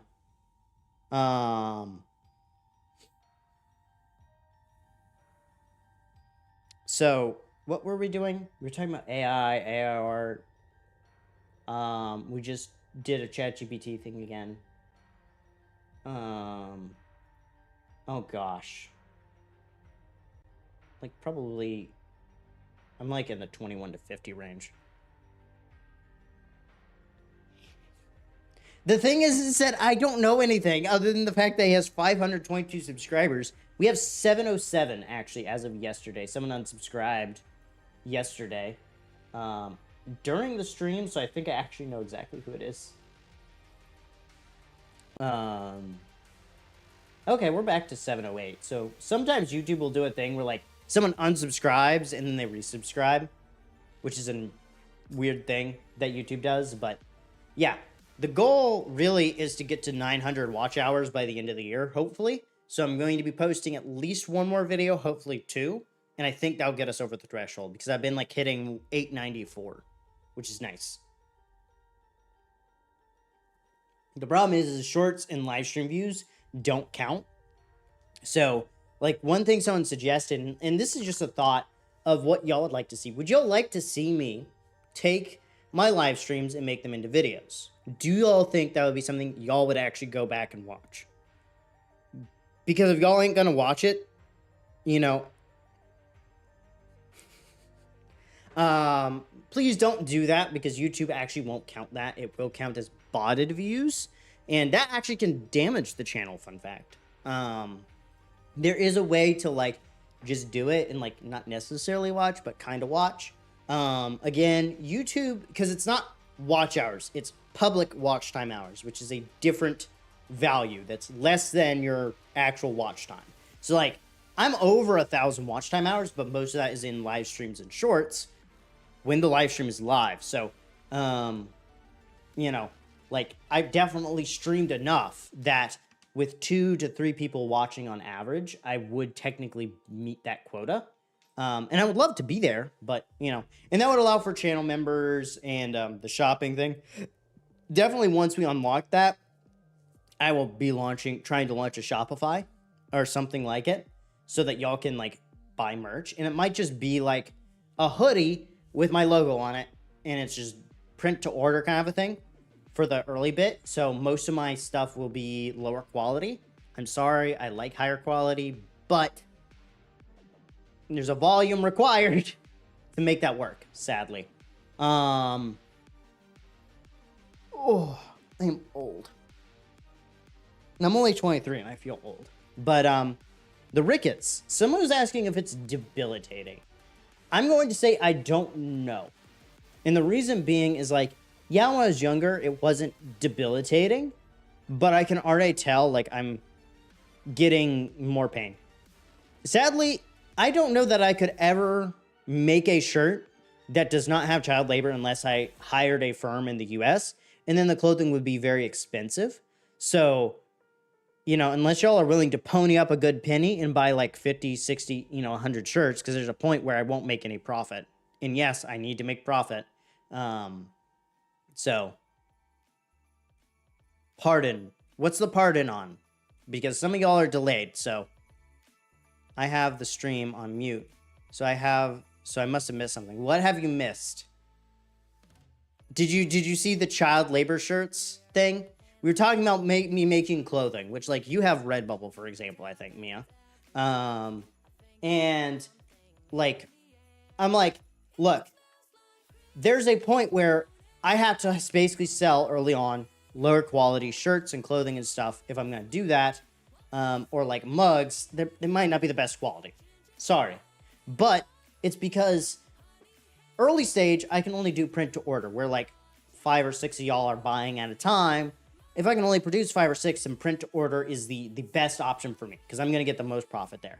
But if I get to 1,000 subscribers and I can like get 250 sales, I can like bump my quality up some. Maybe not the highest quality. I can't go to like Theory Wear and have them make me a shirt. I do actually plan to reach out to them though and just ask like, hey, is there like anywhere that you are aware of that for a really small creator like myself could start selling stuff to start off with that's like pretty okay quality? I know I'm not going to get to the top. Heck, I don't even know if y'all are going to answer this, to be honest. But, like that's an actual email I plan to send to like Matt Pat or someone on Game Theory. I got to find an email. It's like, look, I'm a small creator. I'm looking for just a little bit of advice. If y'all have like 15 minutes to write me something. Nothing more, nothing less. And if you guys are honestly think it's a dumb decision for me to even start with talking merch right now, like, let me know, because I'm an idiot and I know that I'm going to make mistakes.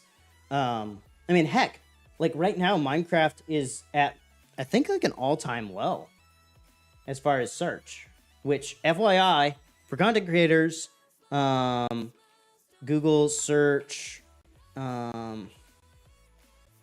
That's what I'm looking for. Yeah. I do not support unethical industries and I do not support child labor.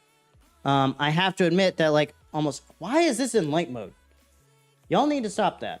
Minecraft. But I have to also admit, most of the stuff I've bought is probably produced by child labor. Like, I know that's hard, but like, it's really sad. And I do dislike that. Like, it's really bad. I don't want the past day. I want the last like 5 years.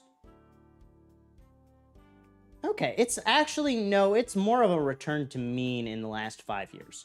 Let's go for the last, from 2004 onward. I don't get where people are saying it's at an all-time low. I can definitely say it's lowering, but it's kind of lowering back to mean, I feel.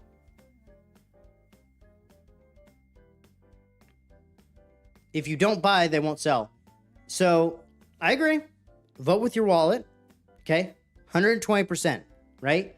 If I find out a company is doing something wrong or unethical, I'm not going to buy from them. But there's a point where you actually need clothing, right? So, like, I have to have clothing for work. I don't know where a Child's Place, which is where I get my pants, which is usually what I have to buy, how they produce their clothing. And honestly, I probably won't find anything that's close enough to my size because I am not a normal size. And that's not to say like I'm praising it. I don't think it's good, mind you, but there's only so much you can control too. And so then it comes to, okay, well, you still have to buy from these companies. So what can you do? Well, you can support things that try to fight child labor in China. Mind you, that's going to be a hard thing to do. China is not a good country. They're never going to be a good country as far as I'm concerned with the current leadership. Xi Jinping is not a good guy whatsoever. And I'm guarantee you that whoever he's picked to be his successor is not going to be a good guy. It's like Vladimir Putin. Whoever his successor is going to be, not going to be a good guy. Sorry. And for those of you that don't know, typically in Russia, a president picks the next guy if they're going to be out of office. Sorry. It's not like they literally pick them. There's still a vote that happens, technically. But it's not a vote. It's not. Sorry. Okay. Do I actually look taller now that I've like adjusted the camera? I know like camera angle is everything. Like I could probably bring in my headroom some. I also need to stop using the overhead light. I have learned overhead is like a big no-no because that's what makes my hair look shiny. I mean, I agree. I think the main thing is the abuse of form. So like, I know for my previous boss at Chick-fil-A, every now and again for really big events, when his sons turned 13, he would bring them in for a big event. And basically it was a, would you like to work here type of test. I need to make sure that I'm not dying. Like, would you like to work here? It wasn't a forced thing. They didn't actually have to be there.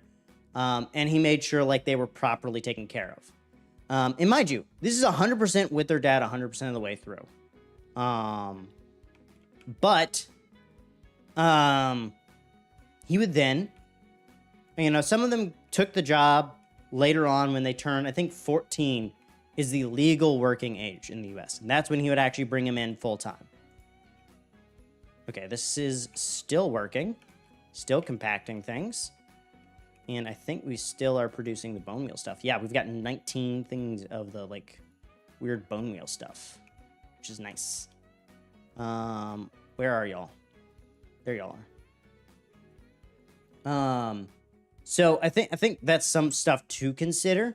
But mind you, when we're talking about child labor, like I would specifically say like sweatshops. Sweatshops are objectively bad, right? There's no way to sell a sweatshop, even one that does not use children, as a good thing. Sorry. You just can't do that for me. Right? But there is like, I'm going to say some types, not all types, very few types, frankly, that I would say past the, this is kosher, this is okay. But it's only in this like hyper specific subset of circumstances. Again, with your parent, and you're assisting your parent in the task, and your parent is really just doing it to either help you understand or it's a part of just how you'll live. Like farmers, most farms that are family operated, you start working on the farm as soon as you can walk. You're getting eggs or something. And that's just chores. And you learn how to take care of a farm and you learn how to tend. So would that technically be child labor? Technically speaking, yes. But when we say child labor, I don't think that's what we're really talking about. Does that make sense? Am I like going way off the rails? Have we officially hit the unhinged rant area? Have I confused y'all yet?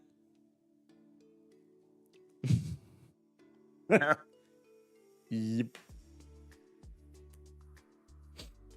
So, yeah, but yes, like when it comes to content creators making merch, yeah, a lot of that's coming from China because that's oftentimes the only spot that you can get enough of a profit margin to go make merch. Because as a YouTuber, right, as a content creator, there's no reason for me to make merch unless I'm making money off of said merch, right?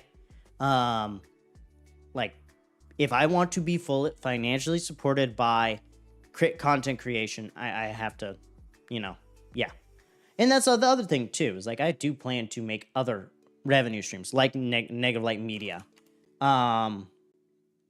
and basically make some of that. The compensation will be resume padding for people. But Negative Light Media will be where all my mods and stuff are all that. Well, that's the kind of the nuts thing is like, okay, a 13-year-old wants to learn how to make mods. They learn how to make a mod, then they contribute to one of my mods. Is that technically child labor? Yes. Was it 100% voluntary from them? Yes. I'm never going to force anyone really to work for Negative Light Media unless like you're hired unless you're hired on as an employee. Then, yes, I would make sure you're working because I am not paying you to do nothing. Okay? Yeah, that's harsh. Do I care? No, they don't. We've definitely hit the unhinged rant section of the stream. I told y'all, like, this stream would probably end in either an hour or when I finish my unhinged rant. So, we've definitely hit there. Definitely seems YouTube does not like that. So, I only say that FYI because I oftentimes find YouTube changes their mind. But yeah, Negative Light Media will be interesting. But again, I will say, if you're under 18, get parental consent to do stuff. Just do it. At least, like, when you're 16, tell your parents you're at least planning to do something so they can have a chance to veto and say, and no, Judge, that's going to get you killed. Because that's a huge part of their job, is to make sure you don't die. Meanwhile, I have only eaten frozen pizza for the last 2 days. And Wendy's. I have eaten Wendy's. Actually, I've only eaten frozen pizza and Wendy's for the last 4 days.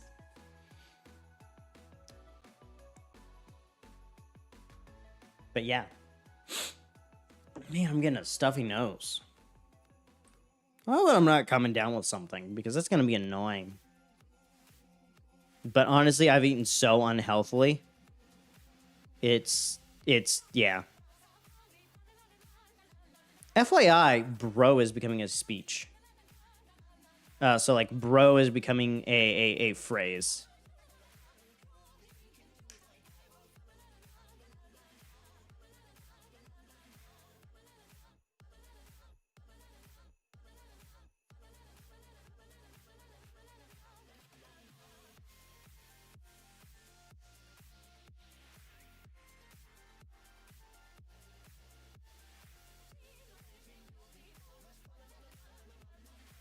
Yeah, so bro is, like, becoming a secondary, like, gender-neutral pronoun. It's interesting to hear about it. I am not sure what I think about this song. What the heck were you on, Moose with Scarf? Like, I like it, but I feel like it's too busy slightly. So, if I understand the lingo, Riz means to, like, charisma. It's short for charisma. So a Rizzler would be someone who has a good amount of charisma, if I understand that correctly. Or Gat, I have no clue. I thought it was gun, but I don't think that's correct. I have no clue.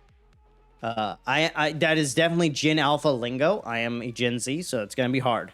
I'm older Gen Z too, so it makes it very hard. You should at least understand these things, Nate. Like, come on. You're still in school. You should get these hip words. Do you need to be re-hipped? Yeah, I have no clue. I have not gotten that one. I know where you're getting this from too. And I just have no idea. And sadly, I'm pretty certain all these I only have definitions in the Urban Dictionary. And pretty much every time if I find an Urban Dictionary definition, it's usually something I don't want to know the definition of. Almost every time. Skibbity is a reference to Skibbity Toilet. So I really just think I have no clue. Again, I only get like passing glances at these things, so it's gonna take me a while to get the lingo. The thing is that I definitely think American English is about to go through a little bit of a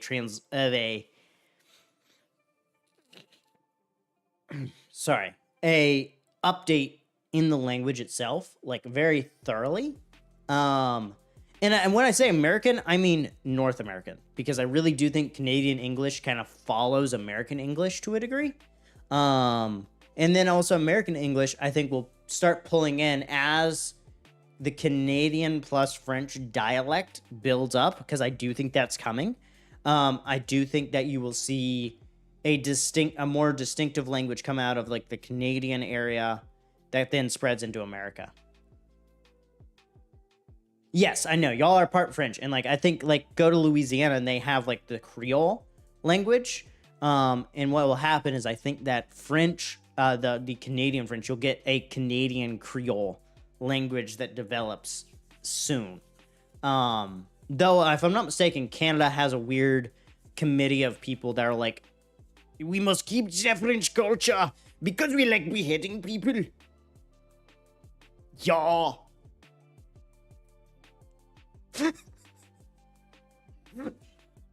Sorry. I should not have laughed at that one. But you know. Franglais? Franglais, do you speak the Franglais?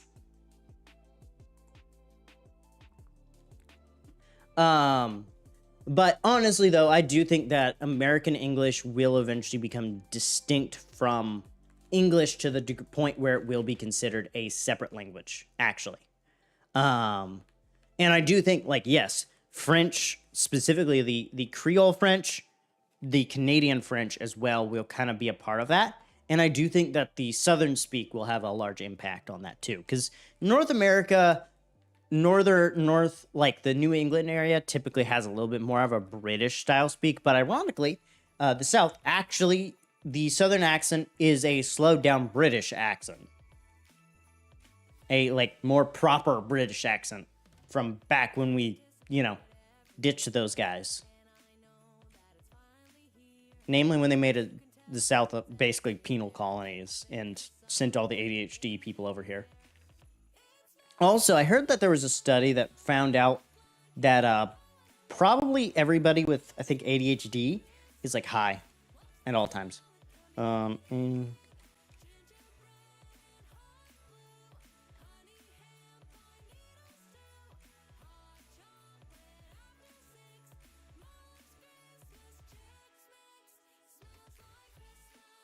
Yep. Here we go.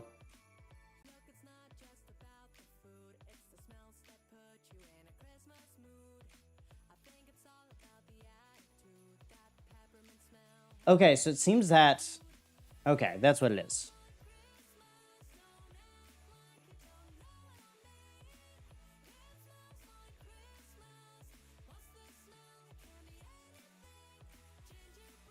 % of those with affective psychoses, 19% of those with neurotic or personality disorders, and 5% of normal subjects. 99 patients were interviewed in a semi-standard... Okay, I will say this one does not have as many legs, but...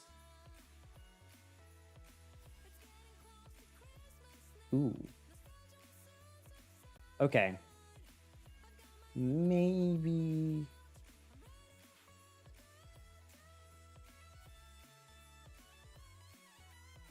Where is the actual study?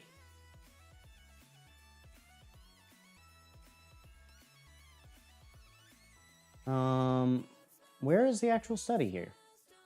Cited by, I know where it's cited by.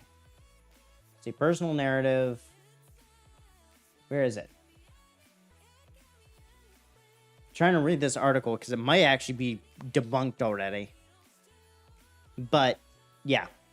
Hello! Yeah, so, but there was a study at some point, 47% of people that have been diagnosed with a psychological disorder might be high on something. But, again, I also did just double check that, and it might be false. I'll have to actually do a more thorough investigation to give you all details. Ooh, green sleeves. I love green sleeves. Green sleeves is fun. Actually, I know the lyrics to some degree, but, you know. And yes, I am that weird guy. I actually am a classically trained pianist, if y'all didn't know. And I do want to get a guitar at some point, just so that I can actually start playing again. And I want a guitar because I want to play something new, but something close enough to the piano that I can pick it up in like 10 minutes. You know? Oh, where are we? We have gone way off the rails. What were we talking about? What's something interesting that y'all would like to talk about? Like, this is a chatting stream, so, like, I'm welcome to hear what y'all want to talk about. Obviously, y'all are probably here to hear what I'm going to talk about. But something that I probably should make is, like, a video about some resolutions I'm going to make. So, one that I'm actually going to be... I've already committed to when I get my new glasses. Because I'll be getting glasses in, like, a week. They just have to come, like, special ordered. Because I have to have something called Prism. Which requires some extra processing. But when I get those, I'm going to start reading 15 minutes a day. Because that will, I think, benefit me overall. Like, I think you can read, like, 20 books or something a year if you just read 15 minutes a day. So, FYI, I think that is something important. Because I think it's important to become wise, right? If you become a wise person, I think that's a good decision for you to do. Boy, my nose is so stuffed. Like, I didn't even go... Ooh, it might have been something at the craft fair at the church today. My church had a craft fair, so I had to... So I went there and bought some stuff, namely sugary stuff. I left some for my sister, so she better enjoy them.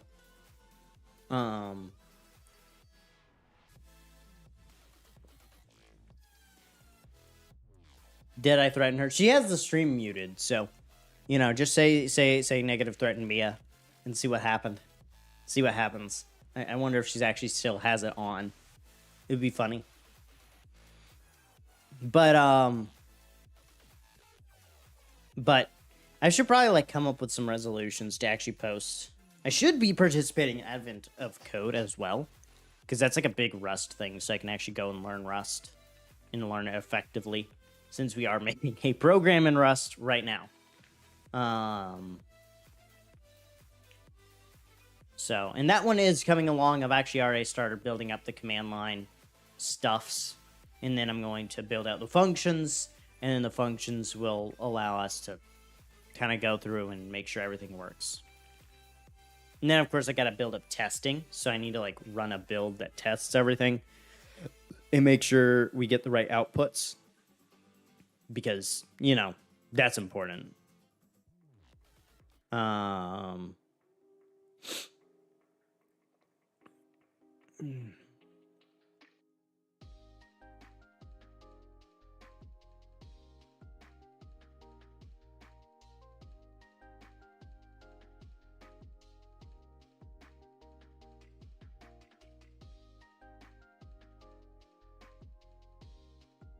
Just tweeting something on under vidIQ. GFDX redeemed squat. What? I don't see that in my chat. I feel like... Okay. What? Okay, why is my chat, like, not updating? Bro. Oh, wait! Hey! AI weapons. Okay. What do you mean AI weapons? Like AI used as a weapon? Or AI used AI weapons. So I'll take the interpretation of AI added to weapons. I do not believe that AI should be used directly on a weapon, even like a human guided one. So like one of the things I've thought about is like a missile, where you use AI to help in the detection algorithms to help it pick its target better. I don't think that's a good decision because the AI bullets, there's no way they produced AI bullets. Please tell me they haven't started doing that. Like to produce the actual like shape of the bullet or like putting it in the bullet. I'm hoping. I doubt that's real.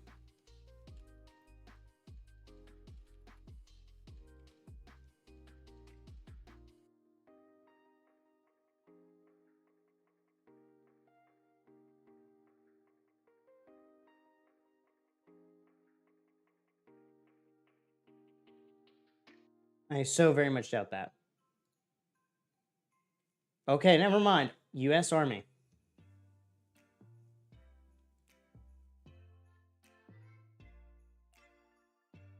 Okay, so they're talking about like how they're going to use it in like decision making, and ethics. I personally don't believe that should be on any fired weapon. Let me make that clear. It is too risky because even if you thoroughly test AI, if it is introduced to something new, it will always have a behavior you do not know. I mean, yeah, the Air Force is, the Army is, the Navy is. I'm certain the Marines are somehow. I know for a fact the Air Force is. And I would say use it for decision making, right? So like how you should, but I don't think like, for example, putting it in a missile to help it select a target in real time and, you know, like pick the target out and like do some filtering. I don't think that's a good idea, especially live decision making AI. If it was like an AI generated filter for like to look for a thing, I think that's fine. If it's the output of an AI used, I think that's fine. But an actual AI, no. As a cyber weapon, although that's cool, I already know. I actually thought about this when I was a kid. Actually, was like, what if you made an AI cybersecurity thing that would basically continuously train itself to break in, right? So it just keep on failing and try again until it breaks into systems and infects them and just becomes an infinite spreading virus, because that's really the best computer virus you could produce. It's awesome for training, bad idea for anything. I absolutely and fundamentally believe that is objectively immoral and no one should use that. And I will never buy anything like that. Yeah, I'm noticing they might. I'm trying to find it in here. So they're talking about putting it on the Javelin missile too, which is an awful idea. Yeah, so there's magic bullets, the future of AI. Is kind of what they're talking about. Like, and the reason being is I don't think if the AI behaved perfectly, right, and there were no unknown inputs that could ever be produced, right? Like there's already anti-AI like clothing you can wear, right? No, you'd still need to aim. Okay, you're still gonna need to aim, because you're still gonna want to be a 50% shot, and there is a chance like when you fire the bullet, the processors or the camera will break, right? But I have not read this article, but it kind of sounds like there's some validity to what Vip is saying. But yeah, like as much as I think it's an okay idea, there's too much of a chance for something you don't know to happen. Like I'm thinking about like snipers, right? So if the Marines were to do this, which snipers, FYI, will sit miles away for days waiting for a target. Yeah. Not necessarily. They're not perfect and they will be bypassed, but there are some that will definitely like alter how the AI detection algorithms and stuff work, which is what that tool would be work for. Mind you, like detecting a human, we have made AI that's pretty good at doing that. Detecting animals, detecting a lot of objects, actually. Like I could take my Raspberry Pi right here. I think I have a camera module on it. Let me look. No, I do not. But I could take this guy right here. This is a Raspberry Pi 4, sorry. And put a camera module on it, set it up right here, set it up like in a room, and just have it like show when it detects a person, right? Yeah, that's the thing. I do think like we do need better data privacy and stuff. Like in disclosures and things that are provided more often. And like, yeah, I made my own mistakes. I know it's easy to make mistakes. Especially in a large company. But that's also where it's like just saying this is the data we're collecting and just having that be automated is probably a good decision for most major companies. Have that 100% automated. If there is a data point that is being brought in and stored, just have it automatically done. And somebody should probably make a project that can scan your code and provide that data for you. But I think that a lot of that will come in the future.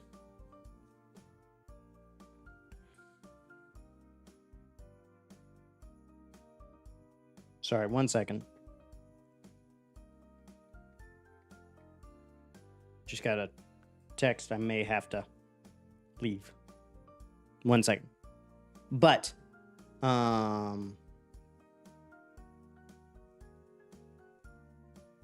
yeah, so I'm of the opinion something like AI on bullets is just too risky. And yeah, like the future of Cyberpunk. Cyberpunk is kind of a criticism of where we already are, really. Like, most of our tech, like, I would go ahead and argue that we are somewhat cybernetic at this point. Not like in the literal sense that we've replaced body parts, but we are already enhanced by our technology.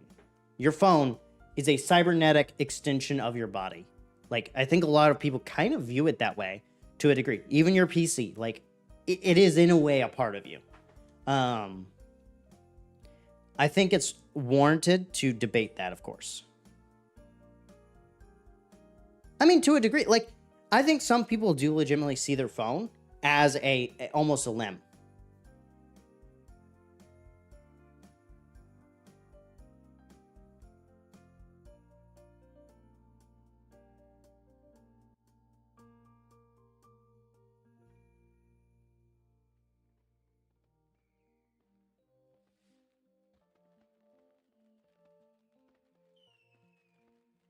Yeah. Well, because I have it right by the camera. This is it beside my head. Which, oh my gosh. This is, oh gosh, this thing's huge.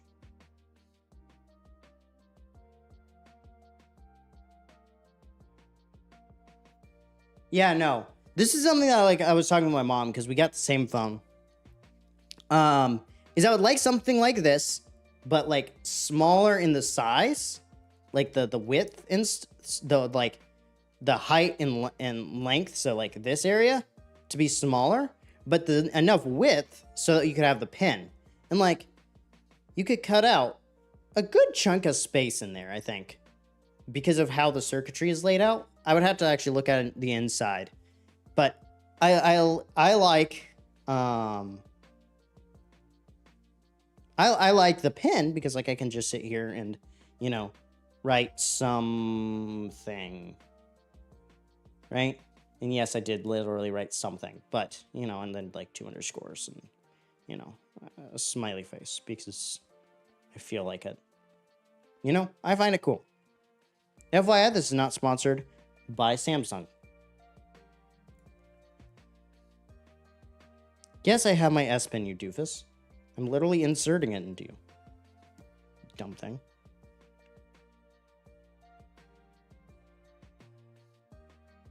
Oh. But yeah, there's been a lot going on.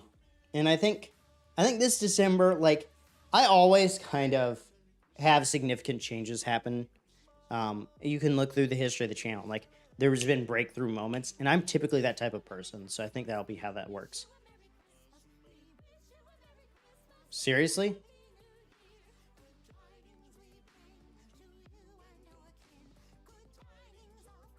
I've heard about the Zen phone. I would have to look it up just to see it myself, but I've heard about it. It sounds like it's an okay idea.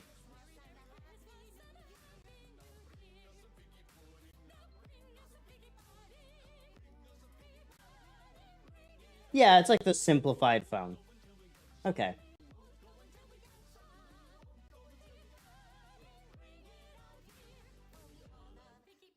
The other thing is, I think, lots of stuff. Literally drugs at some point. So, yeah. But I think that's one of the things with phones is like, I think that there's going to be a point where I think our culture accepts simplicity again for phones. I would not be surprised. And honestly, I would kind of take this as just have a flip phone that I do for most of my normal stuff. Fix my shirt. What's wrong with my shirt? What's wrong with it? I'm so confused.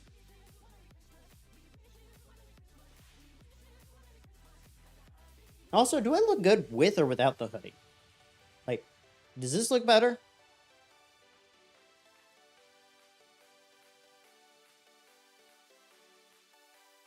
A new thing there. What?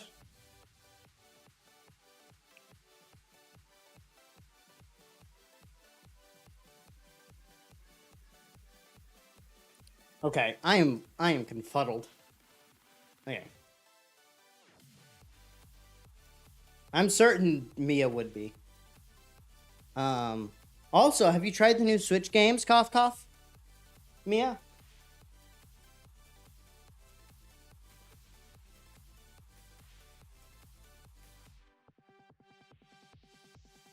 She's very picky. I need to just find a stream shirt. Like, I need to get like 5, like, just solid black shirts and wear those every day.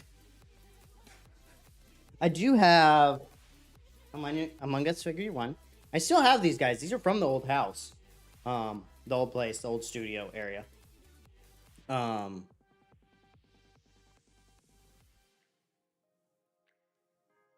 on part 6 of MSOG. Oh, Mario and Sonic. What?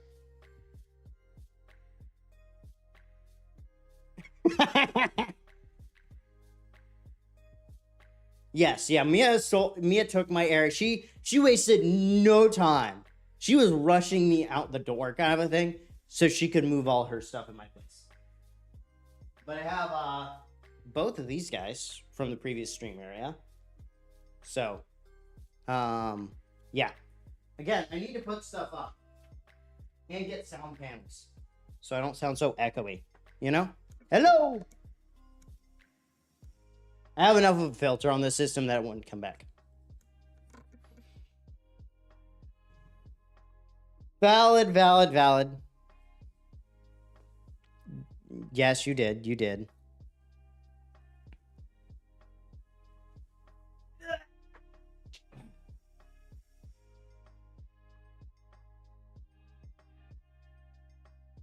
I don't really, like, buy much for myself.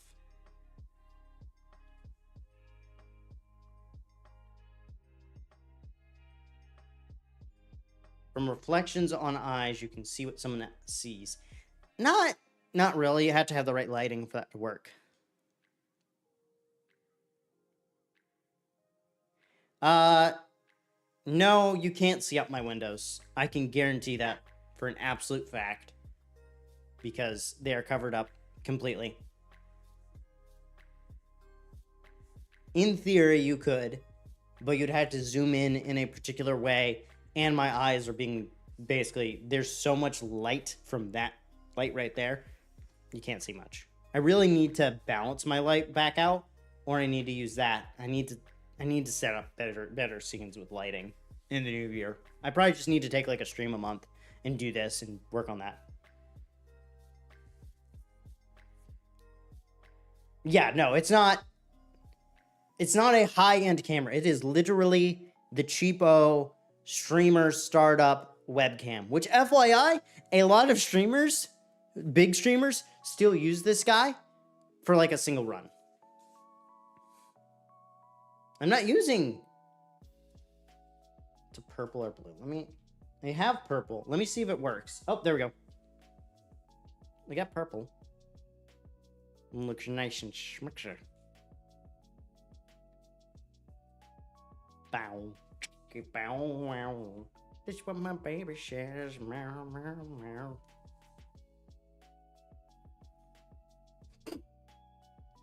Nah, I ain't doing that.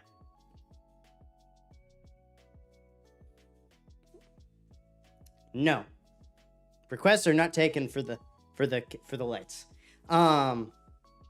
It's too bright. 10%. I can literally change these dynamically.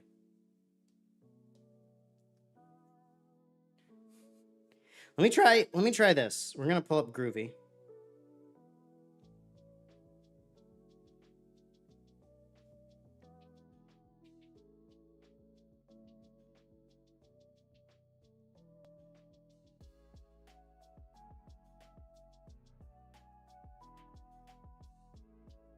You literally just took a light request loss.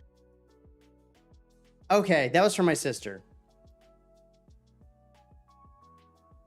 Okay, we're gonna open the Groovy app. Because FYI, that is what I'm using for my lights right now. All of them are Groovy. So what I'm gonna do is I'm gonna adjust this guy.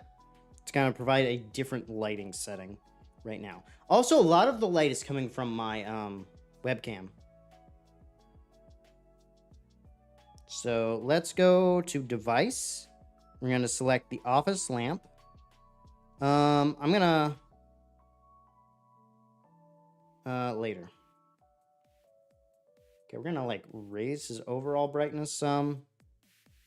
Okay, and then what I might do is I'm gonna do the segment change. I'm gonna make it white at the bottom,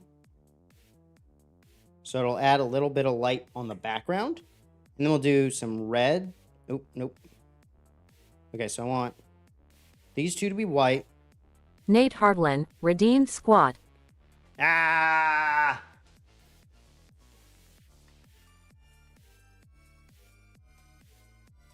What?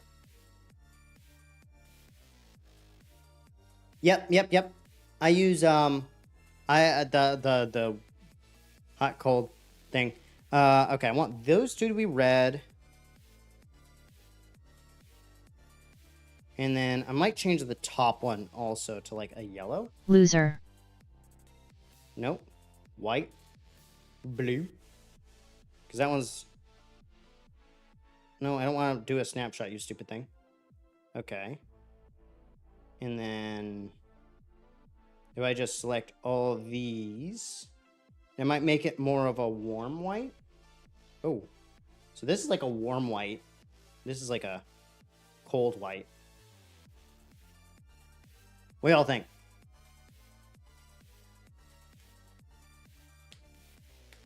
What? I'm playing with my lights. Okay, we're gonna do a gradient. Nope.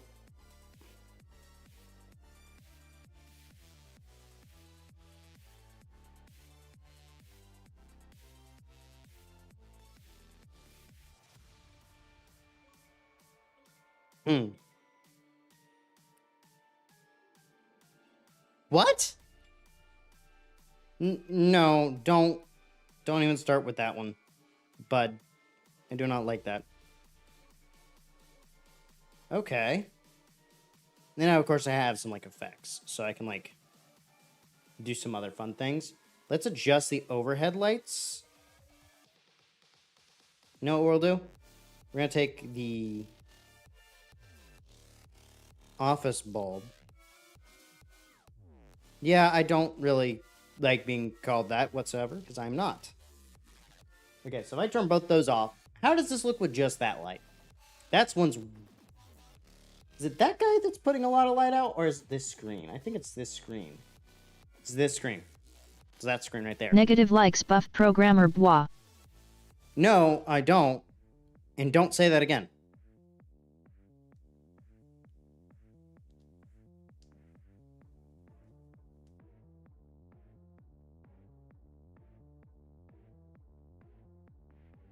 Yeah, they are legitimately just obnoxious.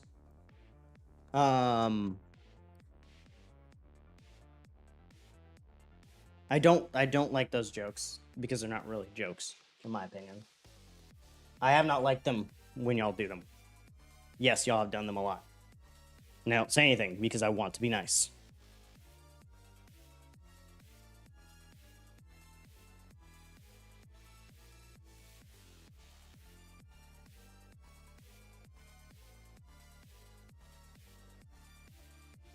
So, yeah.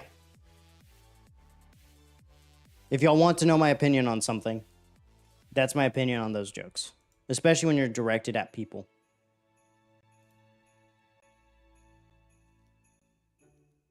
That is not information I have the liberty to provide. So were mine. So that makes it even.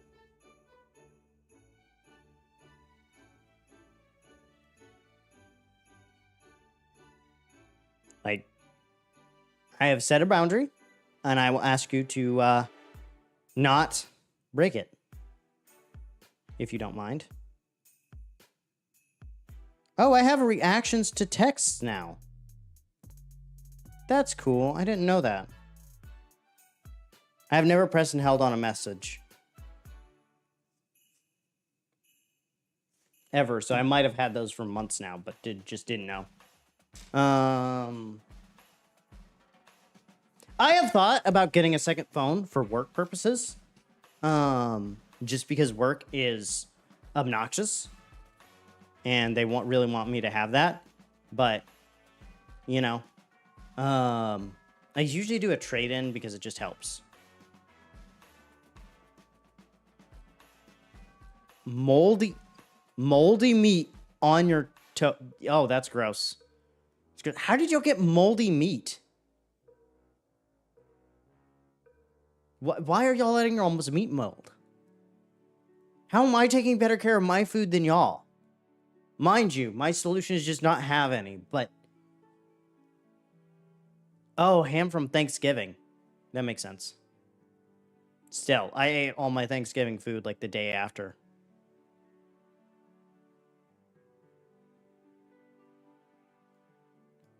No, you cook steak the day you eat it, okay?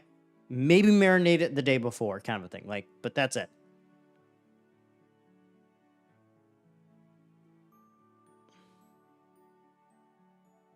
I'm assuming it's you who did that. Oh, I can kind of get why. Oh, still frozen? No, always thaw that out. I get why you would freeze it, honestly, when it's raw. But yeah, thaw it out the day before. Like, lay it out the day before. Heck, put it in a marinade. Put it in the refrigerator, let it sit for a couple days, right? Yeah. It does help keep it fresh for longer, especially if you get it straight from a farm.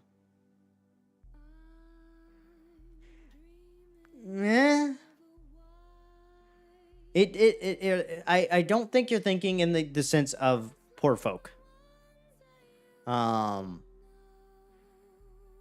PETA hates everything. They hate themselves. They're probably just a psyop, honestly. Yeah, that's the thing. Like, as someone who has grown up being poor, if you get steak, if you get like a deal on a cow or something, you freeze that and you save it for a special occasion. Okay, yeah, okay. Yeah, I can get that. Okay, if they're not lacking in money. Like, I get where you're coming from, but I also think there's ways to compensate for that. And in general, most of the time steak winds up frozen unless it's like straight from the plant. Or they've pumped it in oxygen. So, 90. Okay, $90 for a steak. Yeah, you shouldn't be freezing that. You should be buying those and eating those.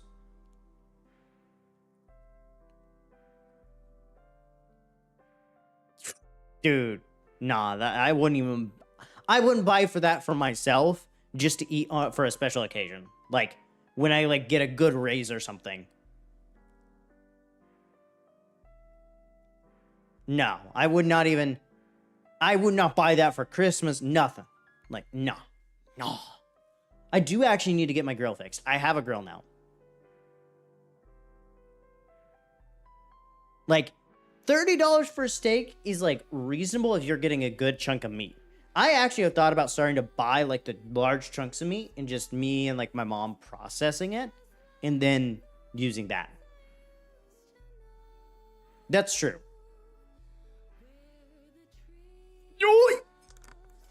What's wrong with you? I would have a heart attack. What? That better have been a chunk of meat. Okay, 6 pounds. Okay. Normally you eat like maybe a pound of steak. So we divide that by 6. That's still a lot of money. That's $50 a steak. I love steak. Steak's great. What is... You poor soul, Nate. It is delicious. It is wonderful. Frankly, when I get my grill done, that will probably be 90% of what I eat. That and potatoes. Because potatoes good. Oh, yeah. Oh, yeah. 1 second. I had to do something because I'm stupid. And didn't have this prepped.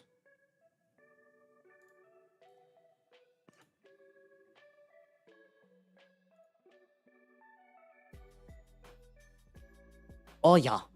Big brain time.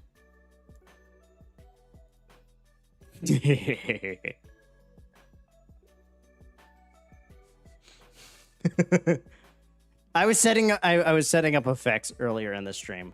What are we doing? Okay, I'm not dead in Minecraft. I'm pulling up chat. That's what I'm doing. Where's chat? There's chat.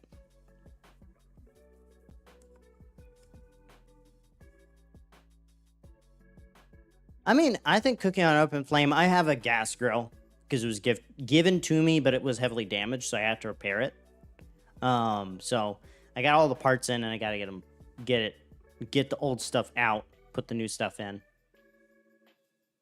Which will be fun. Yeah, I think they're good. I don't have the skill. Campfires are good, and like, there's a way to cook over them. And like, I do agree there is more flavor in charcoal. I've had stuff on both, and I do agree charcoal is better. I don't have the time or patience for charcoal for my personal home. Okay? That's just my honest, like, that's me. If I were to have a choice between a charcoal thing, something cooked on charcoal, or cooked on gas, I would probably pick the charcoal or smoked. There's a lot you can do with cooking. Like, you can do some pretty crazy things, and a grill can unlock a lot of recipes that you don't realize are there. That sentence can be taken out of context, and it would be hilarious. Because smoking can generally be easy. Or, because smoking is generally easy. It just takes all of the breath out of you. It kills you very slowly. And yes, I can do the voices. Even the cute and fluffy ones. Why the precious little ones. Oh. Yeah. Stitch and...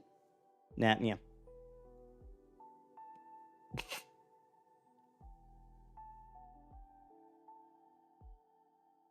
Man, Nate, you are unhinged. I personally have heard from multiple people, and like I've been around my grandmother. She smokes constantly. I just no.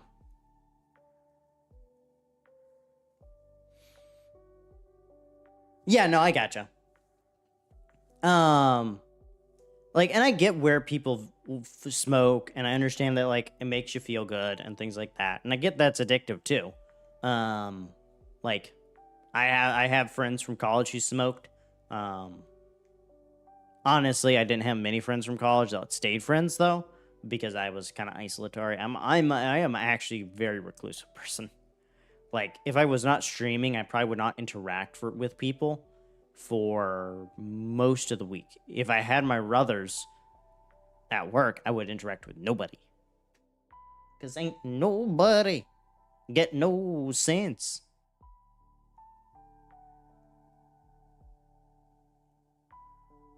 But yeah. Oh.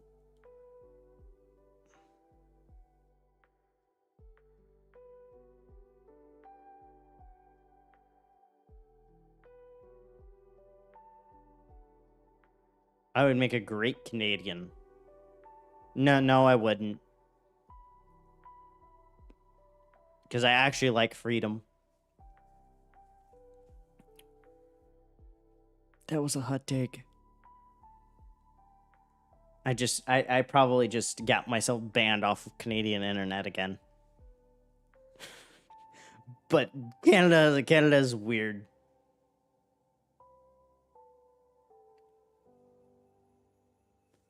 Alien hand. Isn't that where like you think that your hand, like a part of your body is not yours?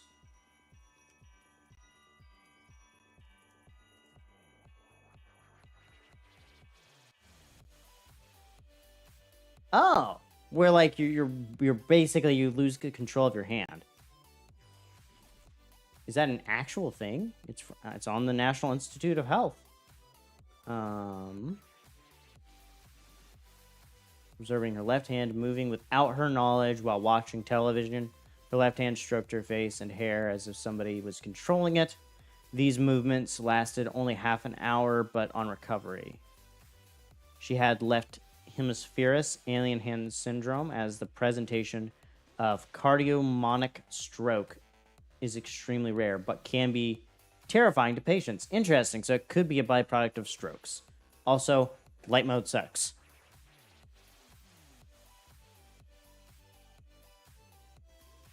Interesting. Spicy take, I agree with.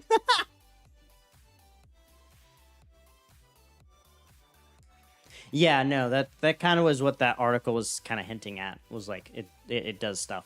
Yeah, there's a lot of like really weird stuff that we genuinely don't know about human psychology, which is again why I think AI is more dangerous than I will say. I do think AI can be more dangerous than we think, because I don't think we really understand human consciousness to any reasonable level. Honestly, that's probably a literal statement that's been put on somebody's death note. FYI, I learned recently I could be elected as coroner of my city as a 23-year-old engineer. The coroner does not have to be a medical doctor in the state of Georgia, which is just a fun fact. Yeah, it's Democratic election thing. What's in the closet? Old awards with my actual name on it, so they may get hanged up at some point. Technically, it's already been leaked, but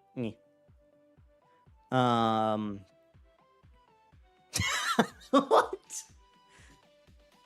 But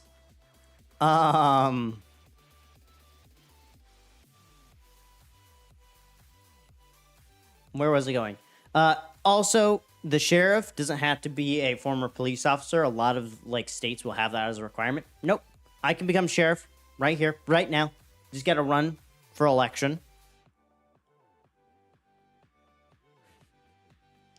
Is Mia just like watching chat and then randomly chiming in? Yeah, that's pretty much the only place you're a genius. And you're not good.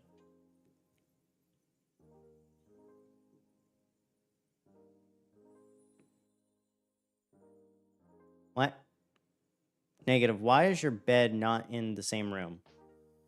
I mean, okay, I have a 3-bedroom house. I have a normal sized house and I'm by myself, okay? My house is basically actually, I'm in a neighborhood. It's an older subdivision, so they're all matchbox houses.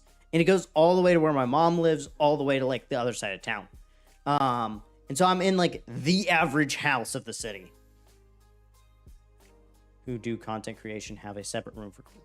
Yes. So most of the time, and this is my goal really, is to have a shop out back where I have wood shop on the bottom, and then an upper level where I probably have like a 3D printing room and a content creation room. So I can do woodwork. I can also do streams and like content creation in a separate building. So I can walk away and like, I am now at work. I am now home and I'm not doing any work stuff. Now, moving's interesting. I didn't have to move far. Again, I'm technically in the same neighborhood as my mom. So I just moved out. And my mom has a disability, so I need to be close by. So that was one of the big things. And moving really close by is nice because you can kind of take your time. Like, it's not as big. I think I had like 3 people help. Like, it was not long. It took like an hour. Yeah. There's not really much space to downsize in this city. And I need at least 2 rooms. Everybody insists on me having a guest bedroom. I'm kind of debating it at this point because I don't see much of a need. But then again, my best friend is coming down. I'm going to ask him if he's willing to, he can help like buy a bed frame and we can kind of get set up with a bed for him. But if not, like he said, he actually prefers the couch. Yeah, I mean, I will say, Blue Fire Tales. He's the guy I'm doing the podcast with. Yeah. Blue. You know, Blue Phoenix. Blue Fire Tales. Let me go to YouTube. So if I ever say Blue Phoenix but his new channel name is Blue Fire Tales, and he's going into animation.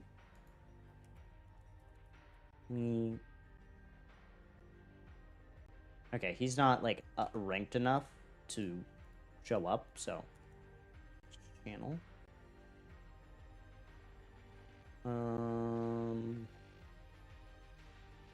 Sniffer. Yes, he does do Blender specifically. As a matter of fact, he's going to be like specializing in, and he wants to make more stuff. So let me go to his account right here. I have not talked to him in a minute, which is not a good thing.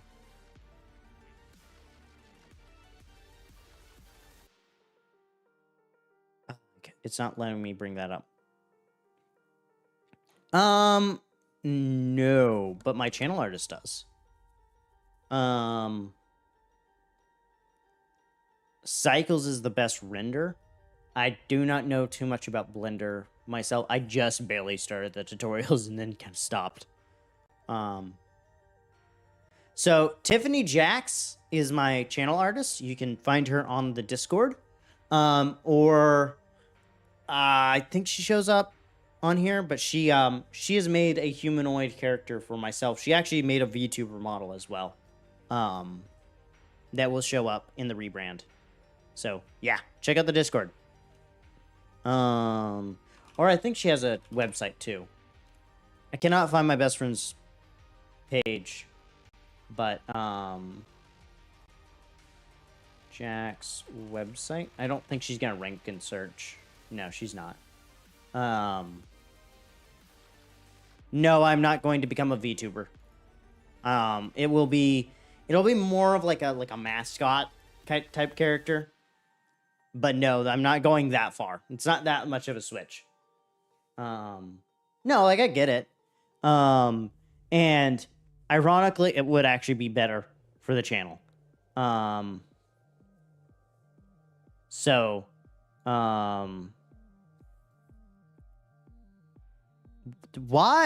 What is wrong with you tonight, Nate? Like, what the heck? That is... What? I don't... That's gross. Stop saying weird things like that.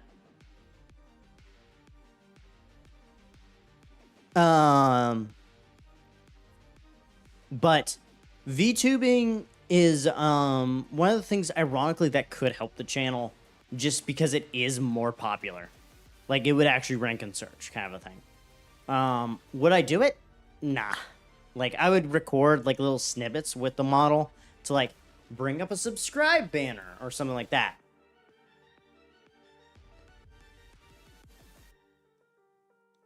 No, I can confirm that is his age.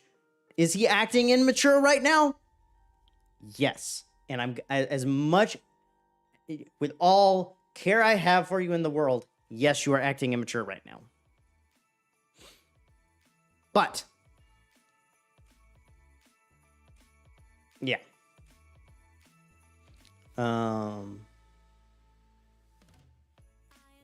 Yes, that's the thing. It's like, you know, I know that you think that everything is like Fallout, but no, it's not. It's quite the opposite. Why is it? So the warm and cold only works on the whole thing. That's stupid. The color works on each channel. Okay, that's dumb. That is very dumb.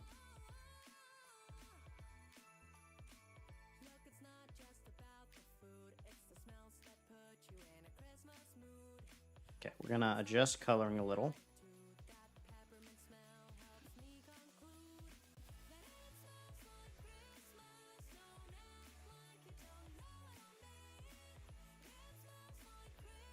There we go.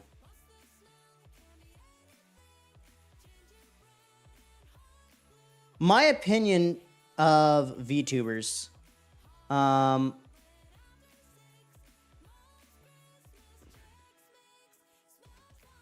oops. I don't think they're awful. I don't think they're great either.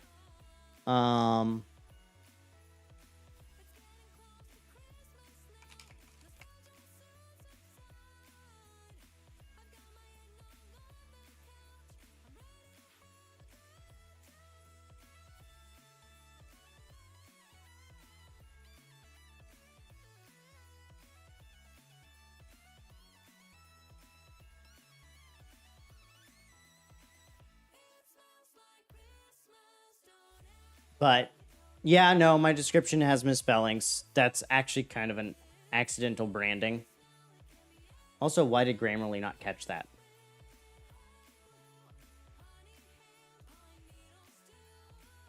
You're not talking about the actual that. You're talking about the title.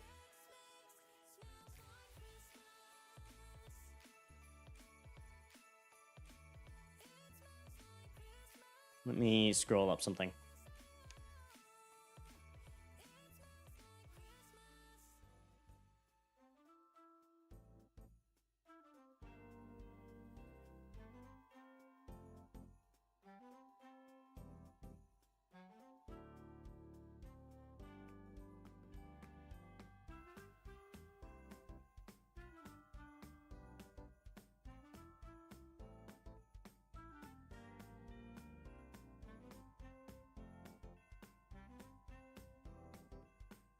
Yeah, no. No, because it's, I mean, men in general look for female companionship, which isn't inherently a bad thing. It's not really a good thing, sometimes, and I think it bites us in the butt because we do stupid things. And I think that the whole, like, male-female VTuber thing, I agree. I think that we also need the ability to get out more, like, socially. There's not a lot of social gathering places, to my understanding, in a lot of larger cities. Mind you, I'm in a weird city because I'm connected to a military base city, and so, like, it's really changed. Like, our city is different from the normal. Like, we don't actually have a downtown, for example. Like, we don't even have a actual intersection near the center of our city.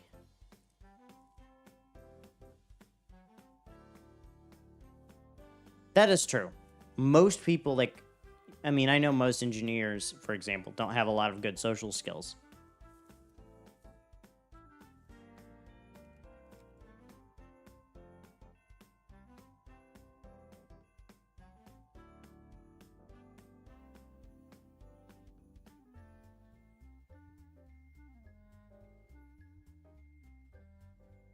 I would actually agree. Yeah. And I do believe that should be illegal, frankly. As much as I am more libertarian, I do believe, at least on the open internet. So I believe the open internet should be considered more like a public park to a degree. And that means that certain things just can't fly. And yeah, that means that a lot of content probably will need to be adjusted. But it's like we're in a giant infinite park and you can like walk away from people and you can just ignore people. And that means that, yes, I do believe that every social media platform should have a block button, for example. So look into privately owned public spaces. So there is like ways to have it that are better managed. So it's not really the government controlling it, but these places basically, they get protection from the government because they allow certain things. But that also means like they have to do stuff a specific way. Like there was a park and they were going to shut it down because there's a privately owned public space. It was a park, and they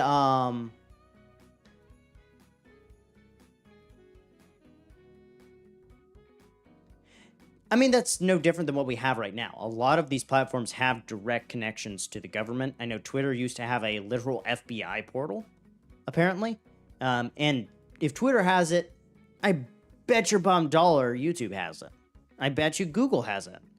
Facebook probably lets politicians directly ban people from the UI. Like, you know? So it's not that it isn't already happening. It's that it's not openly happening, which is a problem, in my opinion. If it's going to happen, it needs to be just smack dab obvious, like flashing neon signs. Hey, the government did this thing on social media. Sorry, but like that's my opinion on that one. I do think that we need to, again, making them like a publicly owned private space kind of forces the companies to allow more opinions on them, which Facebook didn't allow. Twitter didn't allow before Musk. And YouTube doesn't allow. Like YouTube does silence dissenting opinions a lot. Well, yes. So freedom of speech, but what do you mean? Freedom of speech of the individual or of the company?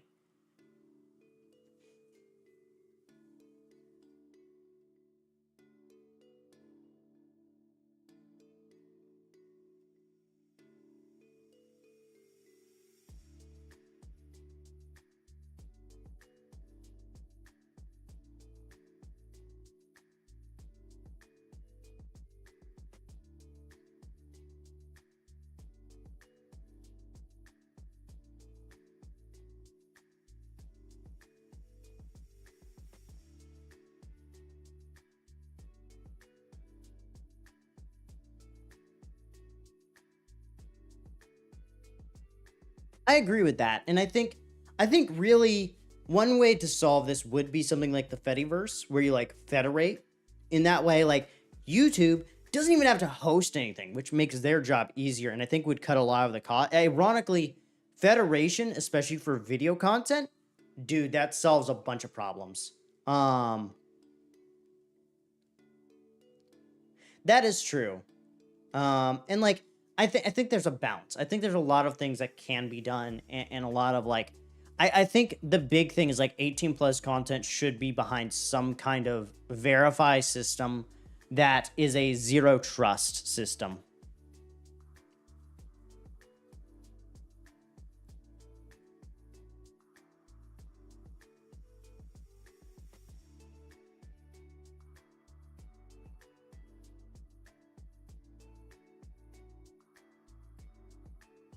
Well, it is, but No, you don't. No, because when Montana brought out a thing, they said we refuse to do this. So I can guarantee you they are not doing that. If they said that, they're not, probably not, allowing. They're not taking IDs, and I get why, because I think using a raw ID is actually dangerous. I'm thinking of more of a zero trust method. So like, you log in to 18 plus website X, and for whatever reason, maybe it's like 4chan, right? 4chan gets added into that, right? And so what that does is they send a request out to, some kind of probably government hosted server with a key, and they say, hey, we need information. Like, you provide a legal name or something, or some kind of identifiable code, like a one-time code that you receive or you can like generate easily, and you say, hey, we need information based on this code. I don't know exactly how this would work, FYI. And then the government sends back, hey, this person is older than 18, younger than 21. Okay, so that means you get that much information, and maybe a couple other data points, but not like, this is their name, this is their address. It can't really be tied to you. I do think that is something that's important. I think that there's a level of anonymity that should exist on the web.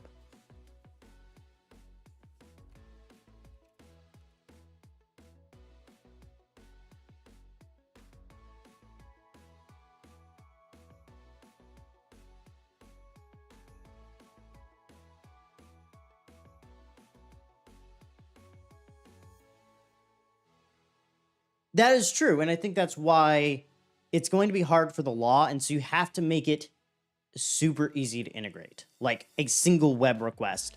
And then you just make it to where it's like individuals are held accountable, and you can just take them, and they can be taken to court, and you kind of have to let the legal system do its job. It will take time, and it will, I don't know that anything will be successful, because I think we've already let the genie out of the bottle.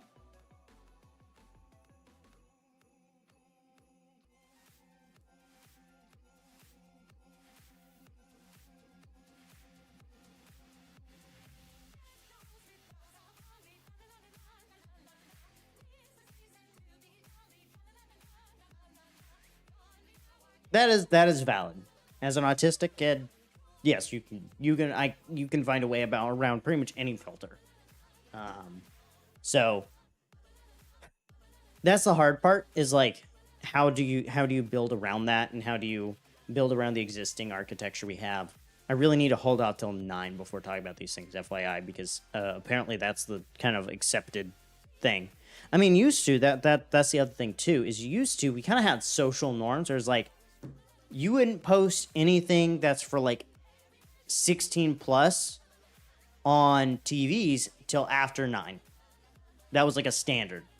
And so, like, your talk shows that wanted to curse or whatever, they wouldn't come on till 9. Now that's changed a lot. And so it's like, I think legitimacy of how that works. The other side too, though, is our internet's about to change a lot, because I think the ad model is falling apart. I think we have finally reached the point where people have blocked out ads in their brain. Okay, there's a new message on my screen, but it's not showing up on any of my other things, so I need to move my chat window over. Maybe not. Maybe I missed something. No. Oh, that was on the actual stream. Oh no, I think what's gonna happen by the end of the ad blocker war, is people are going to realize that everyone's ignoring ads anyways. Like, when I see an ad, I just ignore it. Like, it doesn't bother me. Yeah, and like, YouTube's gonna keep on trying, because I mean, the thing is running YouTube does cost a lot of money. Like, streaming video, it takes a lot of power and stuff.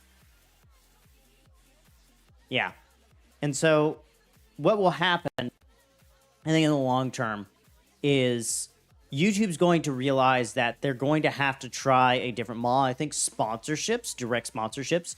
I mean, truthfully, I'm surprised YouTube hasn't done this, where they basically put the ad just directly in the video feed. So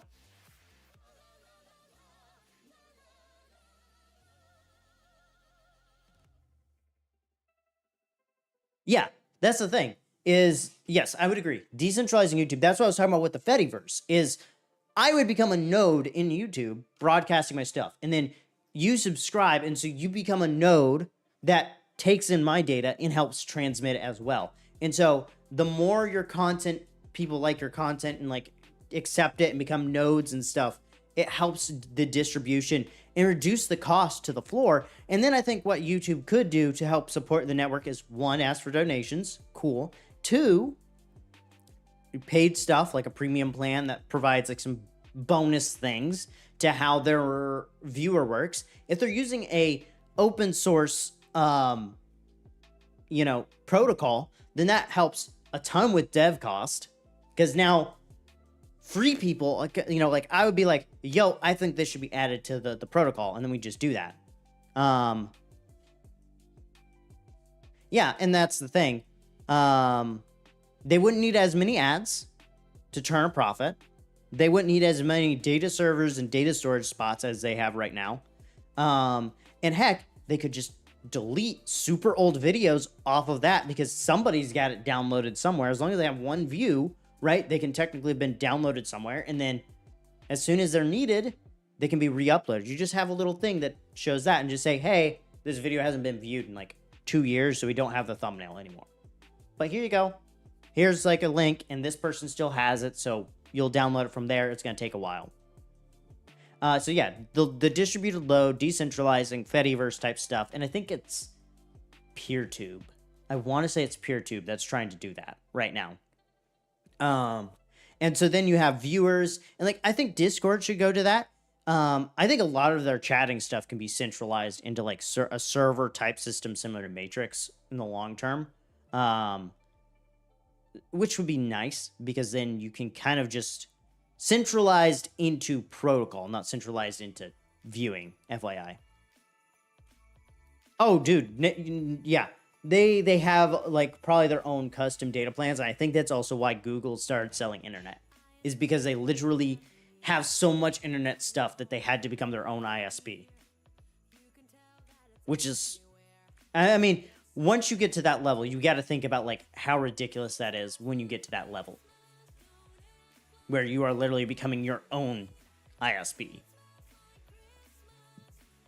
Ugh. No, and I don't think YouTube can ever really be profitable on its own.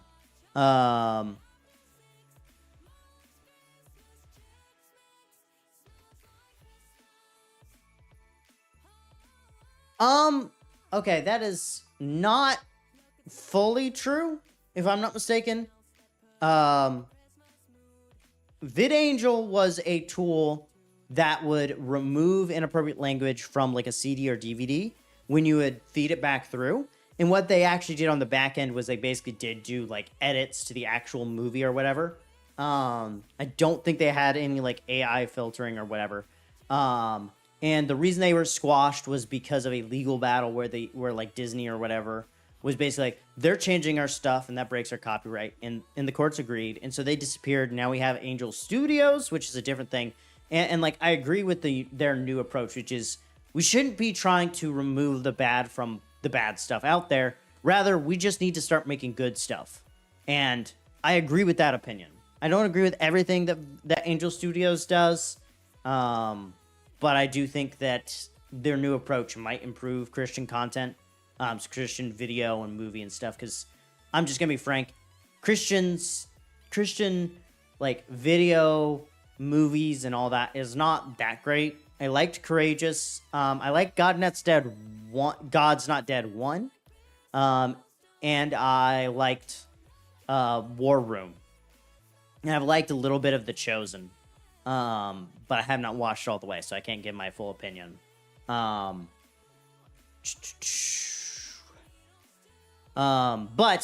I just don't know.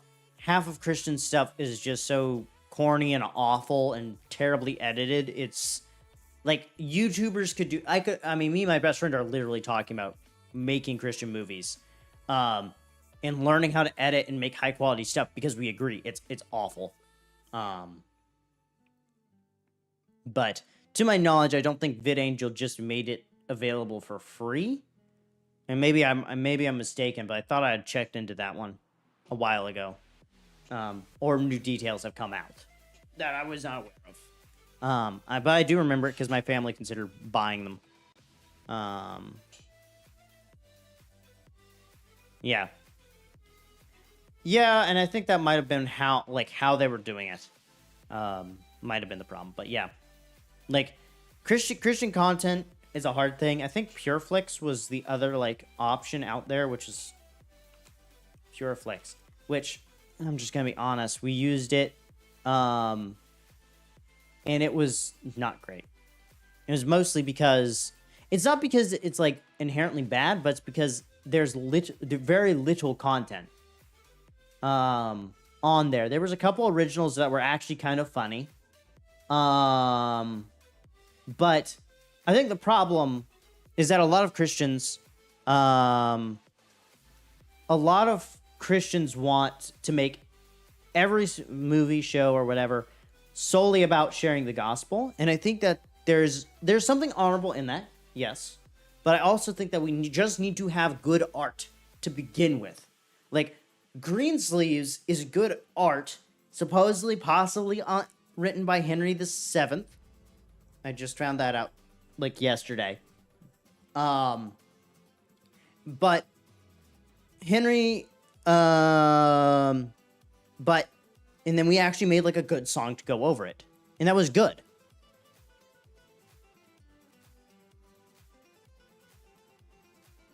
What do you think would be good? I am interested to hear your hot take.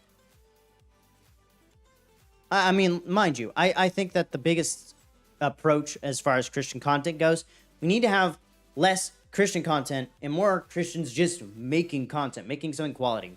We need fewer Christian actors. We need more actors who are Christian. There's a guy on Marvel, for example. He was like, as long as y'all make it that my character is Christian, that's the only thing I directly ask of you to do. And that's all he said. Like, don't put me in any weird situations. I don't want to do these things because of my faith. And that's it. And I think that's good. And I think that was a good portrayal and probably shared more of the Christian faith than most Christian shows.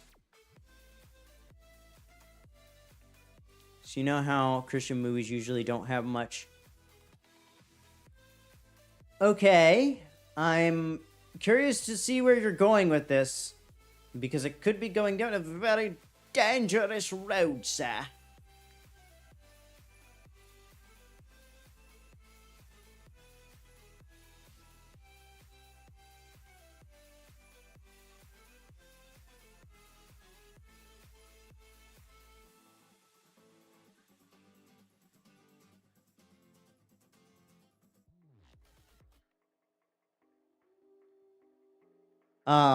Because I do know, like, there are some weird rules that Christian content goes for. Like, for example, you married couples actually have to be married in real life and stuff in the movie.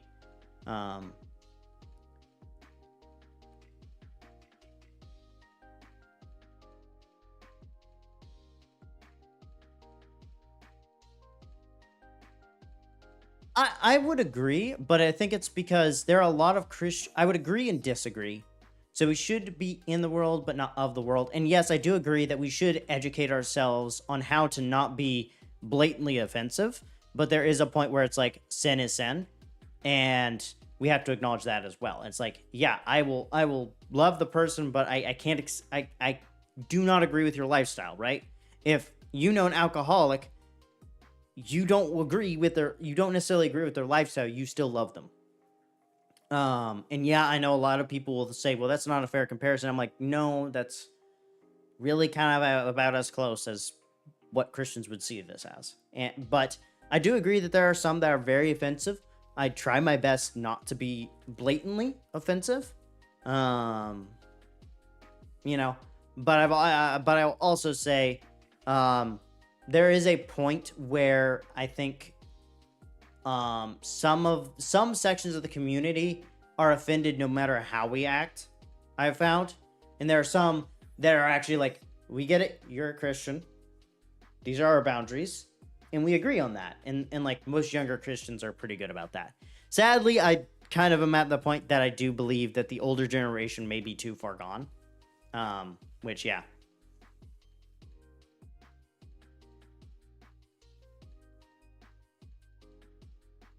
A lot more lukewarm for this stuff. Yeah, I am of the thought that it's like, if it's sin, it's sin, and like if you ask me my opinion, I'll tell it to you. Otherwise, I'm not going to say anything because, well, I'll tell you I'm a Christian, and that will probably be enough to tell you. But if you ask me directly, I will tell you my opinion, and you probably won't like it, and I will profess it, like whatever. I will make it clear beforehand. Look, you're probably not going to be too happy, but this is my opinion, and that's where it's at, and I know you're not going to like it, and that's that. I'm not going to be hateful towards you. I'm not going to, spit in your face or whatever, because I know there are Christians who do that. I'm not going to go up and insult, someone for being a homosexual or whatever.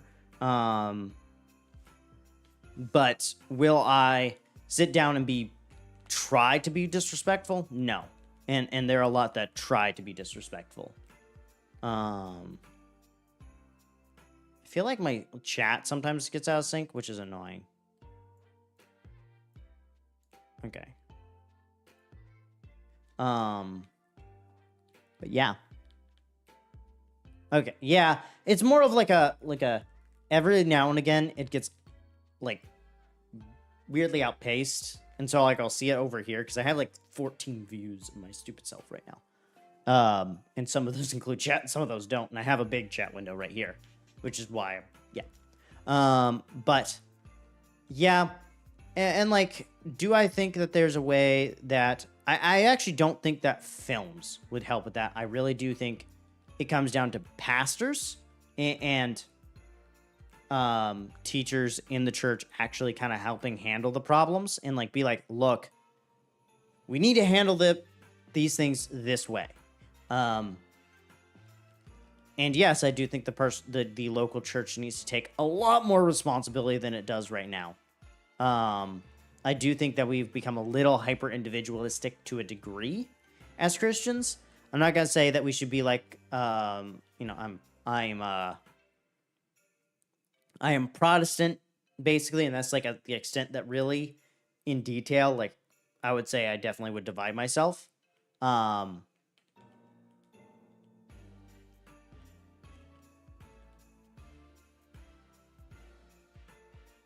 You do not agree with. What do you not agree with?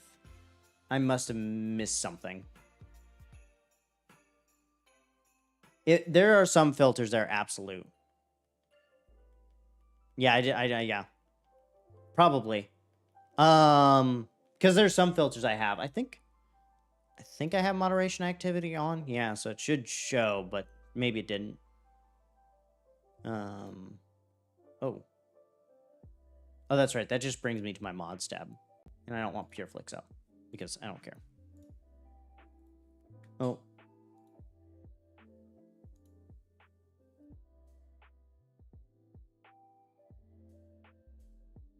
Yeah, so the quote being, my parents always told me that homosexual people are mentally disturbed. I don't necessarily agree with at least how it's phrased.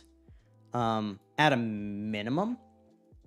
But do I think that there are a number of homosexual people that you can go back and look at, like, relate their homosexuality to maybe possibly abuse or something? In theory, yeah. There's a chunk of data to kind of support that. But do I think that that is an absolute truth? No.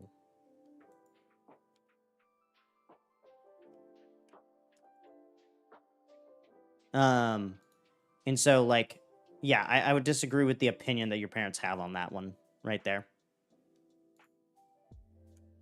Okay, I'm gonna have to add a filter for poisonous potatoes at some point. Where were we? Where's the chat? Where's the chat? I need to pull it up. Pull the chat down for a second. So what are my thoughts on, like, homosexuality and all that? So I believe sin is sin. Okay, it is no less than or no is no greater than or less than as far as punishment.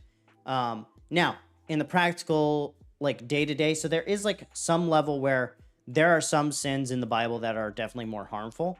Would I say it's on the end of more harmful ones? Yes. Is it on the extreme? No. So ironically, one of the more extreme ones tends to be not being wise, not listening to Lord, and things like that. So, do I think that homosexuality is wrong? From a biblical perspective, yes. Do I believe that a homosexual attraction is wrong? Right? So, homosexuality being living in it, attraction being having the feelings, having the emotions with it. No.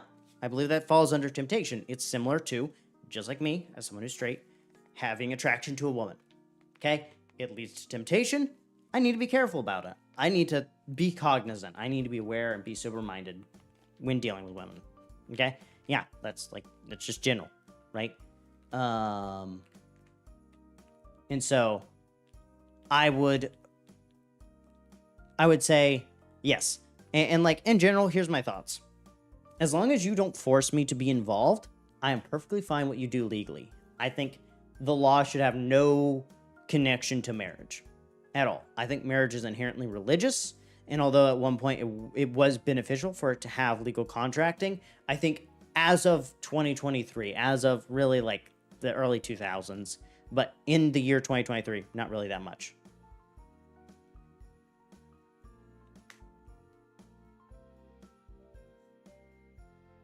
So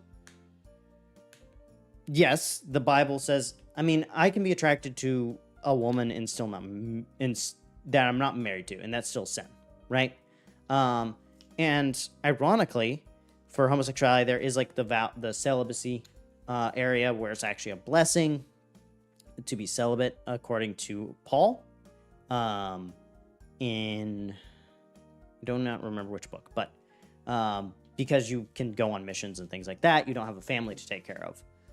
But yeah, the Bible does set that as a standard. One man, one woman for life. Okay. Basically how Jesus kind of puts it is divorce is only a thing because people are stupid and it has to be an option. But God's opinion of it is no. So yeah. I'm not gonna say attracted. Now, as far as marrying if you're talking about marrying from the Christian sense, I guess I should say yes, it is reasonable to ask someone to not marry based on attraction. If you're talking about the legal sense, the way that we use it right now, I say the law shouldn't even say diddly squat about it. I don't really care who you spend your life with. If you're a Christian, I'm going to gently warn you, hey, you ain't living like God's told you to. Okay? And the reason I do that is to save you from destruction. That's how the Bible describes it. And it's in the physical time, when you're alive physically, not like you're going to go to hell. It's like, hey, you are going to get hurt physically, right? A better example is like with an easier to understand example is like a Christian who falls into alcoholism. They're 100% saved. I believe they're saved, right? I believe in once saved, always saved. That's the doctrine, I believe. But they may be legitimately saved, but they fall into an addiction to alcohol. I'm going to come to them and say, hey, buddy, you got a problem with alcohol, and you are going to get hurt if you continue down this road. And I might warn them once and twice. And then I might bring another brother in to help me handle that. And FYI, I'm not just saying, A, you need to stop alcohol and just doing nothing. It's, hey, I'm here to help as well. I'm here to help handle that. I'm here to help. Hey, you need therapy? We're going to make sure you get therapy. We're going to find the best therapist in this area. Easy. You know?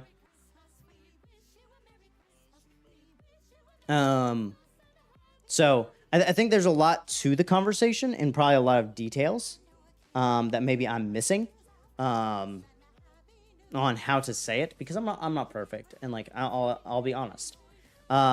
Do I think that Christians should hate homosexuals? No. Do I think that Christians should sit there and protest and stop them from getting married? Honestly, no. I think that we should just not deal with it.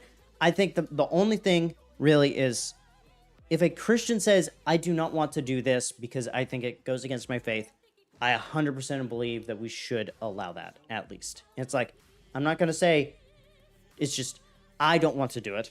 I don't want to do this action. Maybe you're a wedding photographer. I don't want to take photos of your wedding because it is between, it's homosexual. I don't believe that's right. Okay? And guess what? There are Christians that are going to do that for people who are doing stuff outside of marriage that they shouldn't be doing, right? Because there's a lot of views on marriage and life and how things happen according to the Bible. You wouldn't say that. What do you mean by you wouldn't say that? I'm an engineer. I'm not gonna have to deal with this too. So I know my brother is a photographer, and I think he's talked about it some, like his logic of how he would handle the situation, which he never had to deal with because most people just didn't bug him. But yeah, like not tell them that you are not taking photos of them because they are homosexual. So it's like, look, I don't want to take this job. Personally, from a legal side, I would not advise a Christian to state it's because they're homosexual, because that's how you get sued. And like, there's a Christian baker up in Oregon who gets sued monthly because he's like, look, I'm a Christian baker. I don't want to make wedding cakes for a homosexual wedding. If I'm not aware of it, I am fine, right? The Bible actually kind of tells us, don't ask. If you are not informed, you are in the clear. Okay, so that's one thing, right? And this was for meat served to idols, right? This is what that passage is on. I think that one, yeah, that one is Romans 14. So that is one thing, right? So like, if someone comes to me, now I think photography is a lot harder because you really can't be not cognizant, but like for a wedding cake, you can be completely unaware of who's getting married and just say, hey, do you want me to put names on? Okay, well, they put 2 names on and you can't really tell if it's male, female. Now, if you can tell, I think it's honest to ask and just say, hey, because of my faith, I don't want to do this. But here's another baker. They're across town. Here's $20, whatever, to help you with that, just to kind of ease things over and make sure that they're taken care of, right? I think there's a right way and a wrong way to handle business. And honestly, there's a level where I think this is up to the conscience of every believer as well. But like, I would say, as long as you're not told, don't worry about it. But like, there's even some that like, I think like the to bring back the Christian baker, he was brought like people asked him for a transition cake and asked for the specific stuff about gender transition. And that's also a no-go in our faith, right? And he's like, I can't do that, right? I don't want to do that because I believe I am participating in the action, in permitting the action, which I do not believe is right.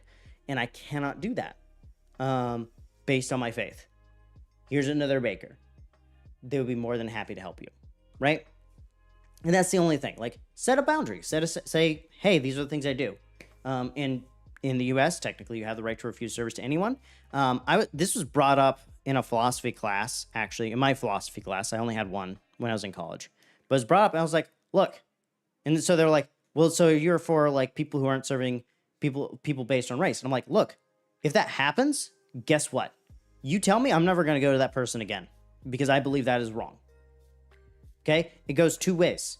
If I know that somebody is not serving people based on race or some other thing that's not really right, I'm going to stop going there. And yeah, I have done that once or twice before, and when I find out, it doesn't happen much, especially in the South, actually. But, you know, I think there's a lot to ponder and consider. I will say it doesn't happen much that I know of, I should say, in the South. I'm certain it does happen in the South, but that I've been aware of. Mind you, I live in a military town. We literally have Korean speaking, Hispanic. I think we have a German speaking church. And German, Korean, and Hispanic. I think we have those 4 languages in this city, like native spoken churches in this area. Which usually you have to have a significant population for a church to actually have form that speaks your language. That's why I'm using churches, because like, sure, a Vietnamese restaurant or whatever. I think we have. We may not have Vietnamese. I know we have a number of Korean ones for some reason, and they're also up in like the town up from us that's bigger. They have a significant number of Korean churches actually. Actually got to interact with one guy at a camp, but yeah. So I think there's a lot to that, and again, I would say case by case is oftentimes the best option when you are dealing with situations like this, because sadly, in a lot of these cases, there are people that are put in as plants that are literally just designed to go in and sue you. And I do believe that is a whole nother problem, because those people are now entrapping a Christian. They are putting us in a situation where we can't back out. And sadly, Christianity is kind of the only faith that's really attacked for that. There are other faiths or other people groups who don't really serve, and like Christians, for example, is one. I know of a case where like a pastor went to a Islamic restaurant or whatever, and they refused to serve him because he was a pastor of a church. I mean, we actually have a mosque here locally that has openly preached jihad, which to me is bewildered. Like, and I'm not talking like spiritual warfare jihad. I'm not like go kill somebody jihad. And I'm just like, what the heck? How did they get away with that? But they're still up. They're still open. I'm not really going to go attack them, because I know I'm going to turn the other cheek, and when they come, they come. And mind you, like, this is recently and from the direct confession of a convert. I do believe it was a traveling like minister. I don't remember what the name. She used a specific name for what the position's called, but effectively the preacher. And he was like a traveling one coming in to the area. So maybe not the normal doctrine, but it was something that was like, hold up, something's wrong here.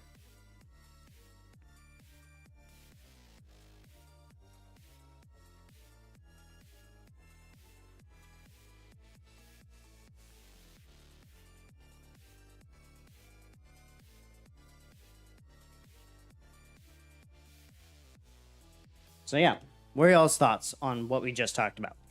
I'd like to hear from y'all, because maybe I missed something. Maybe there's something that y'all would like me to consider, but you know.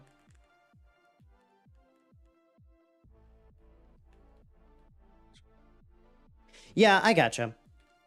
And like, it's a lot to wrestle with and a lot to ponder. And I'll be honest, like, when I do think about it, it's a lot of pondering and a lot of consideration. And I'm going to go ahead and tell you, I don't have the perfect answer. I don't. Okay?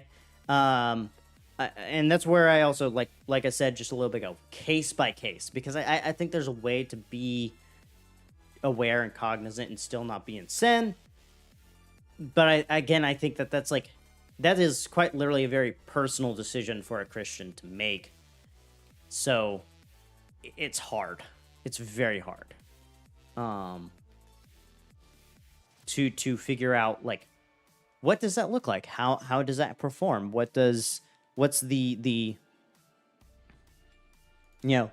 does this hurt or benefit the kingdom of God?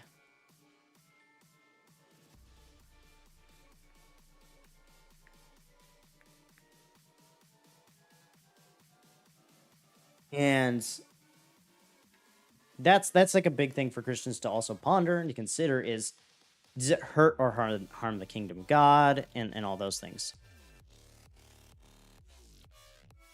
Yeah, that's the thing. 90% of these are in the neutral case, and so it's a wisdom type thing. And like, this is where Proverbs, one of the more important Proverbs I would say, is the beginning. The fear of the Lord is the beginning of wisdom, and that is also how you gain understanding. And like, it's like, okay, God is almighty. He's all-knowing. He has decided the rules for the universe, right? And those rules include the punishments when you don't follow his design pattern, right? He's made the failed states, right?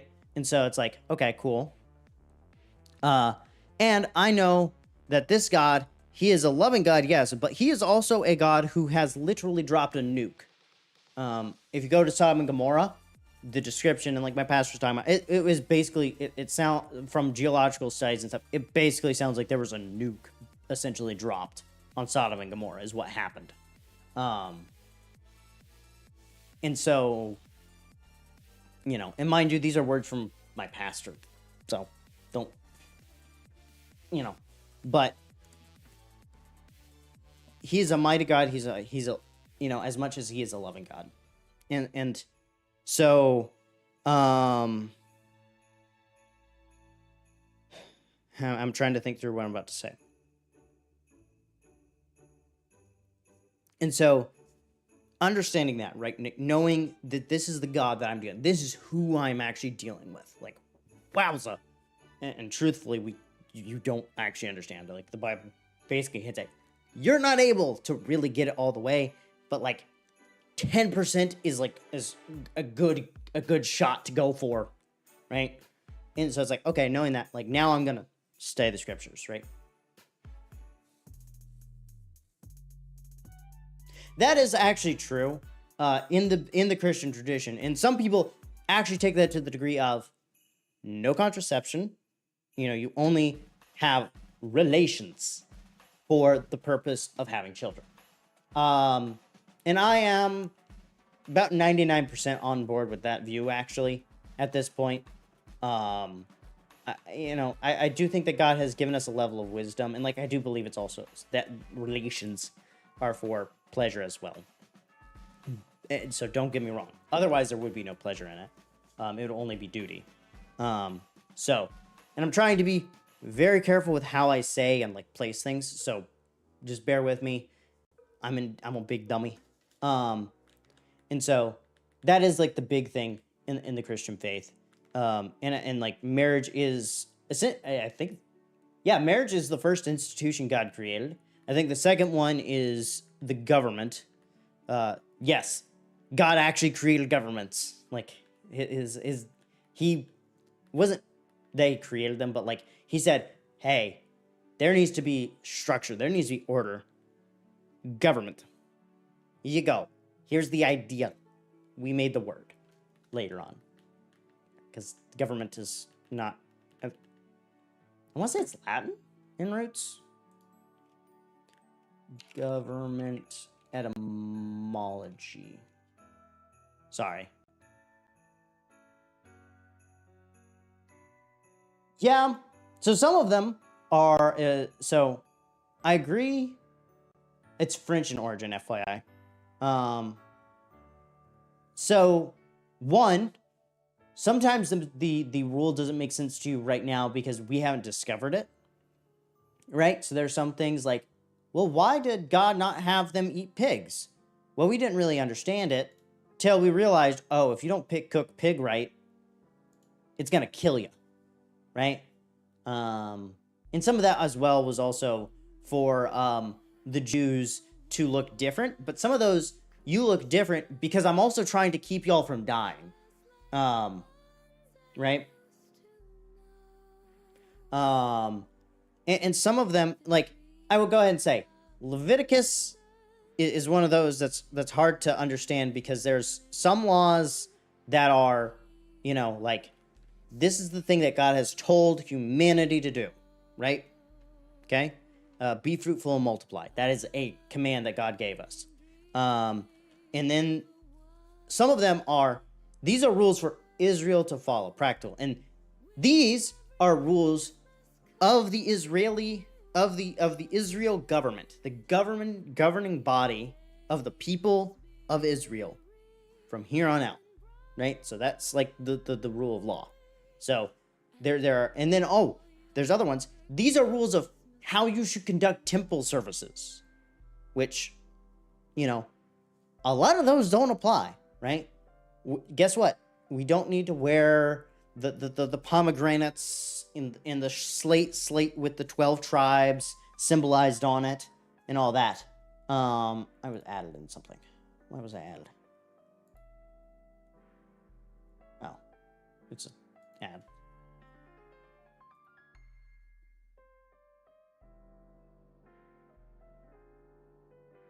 So, and some of that is the Bible doesn't speak on things because they don't exist at the time. Now I do think that kind of existed at the time, but there are rules that can kind of be inferred. Now, again, if it is inferred from the Bible, I would say that is a conscience issue, right? And so, like, we can extract the first command to all of humanity is be fruitful and multiply. The first institute was marriage, which was, those two were made at the same time, right? So, therefore, the purpose of marriage is to be fruitful and multiply. This is the thing that you do in marriage, right? So that's purpose is to be fruitful and multiply. Therefore, you shouldn't be doing contraception, or you should only be doing it to have children. And so it's an inferred rule. I would say 100% up to your conscience, and you should sit down and ponder it, pray, maybe talk to a pastor, right? And just say, like, what's the opinions on this? What's your thoughts? How should I approach this? There's a reason why the Bible tells Christians to go to church, and this is one of the things, is like, yo, how do we deal with AI? Like, AI is probably one of the things possibly even mentioned in Revelation that their language didn't even have the words to describe it, right? Like, some of the stuff that they describe sounds kind of like modern aircraft, but like John seeing that would not have been like, oh, that's a Boeing 737. No, he was said, oh, well, it had wheels. I recognized the wheels, and it went up, and it went down, and it did these things, you know? So, yeah, most don't. I think only specific, like, sects of fundamentalists and Catholics do. But most of them as well teach their young women, right? They have like a tradition of teaching women how to track their cycle, how to tell when you would have a kid. And then it's basically you abstain during the period that you would have a kid, because there's only a period during a woman's cycle that they can actually have a child, as you know, and that's like plus or minus a couple days as well. And yes, I actually talked with a Catholic to get that description out. And my stupid chat thing here is not working again. So we refresh the page. So, like, there's a lot to that one. It's not like a one and done answer.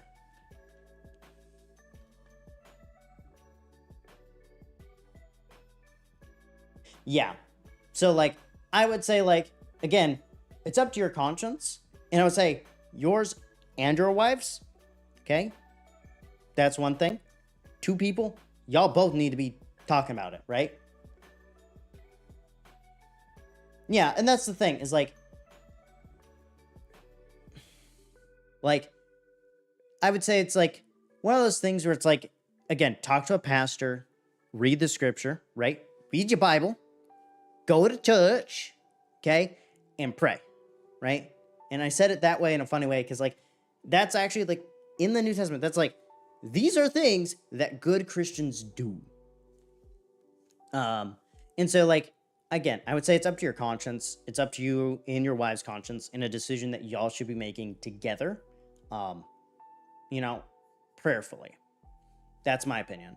And yeah, that's going to be a conversation that me and my future wife will have, because we need to have a stance on it. That is very true. I do think we have a responsibility to have children. Right now, America's birth rate is way too low.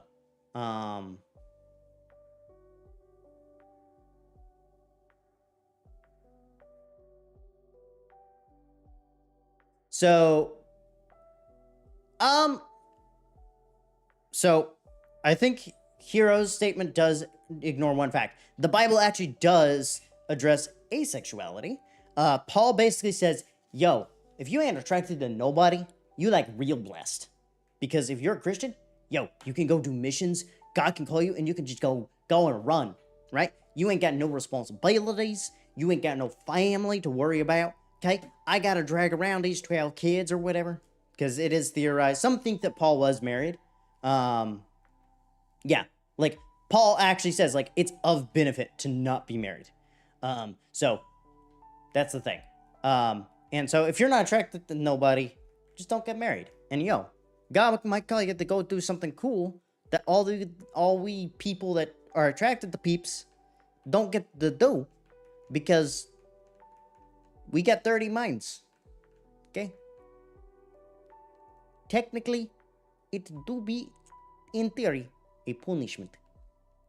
Not really. It's more of a different calling.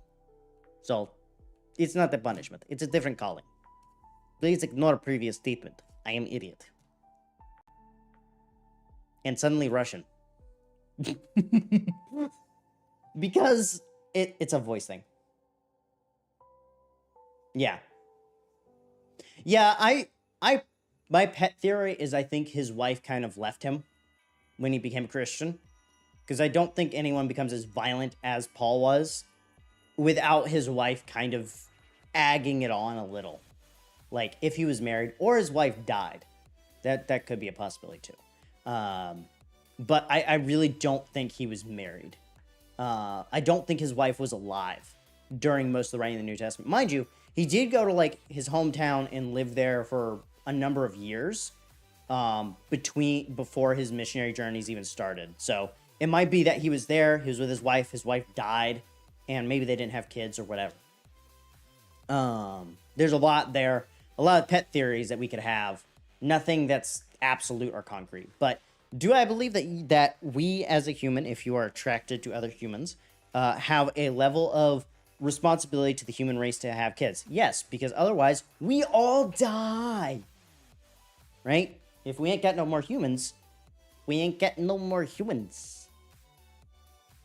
So, yeah. I'm receiving multiple DMs. Okay, that's my brother about to, yeah.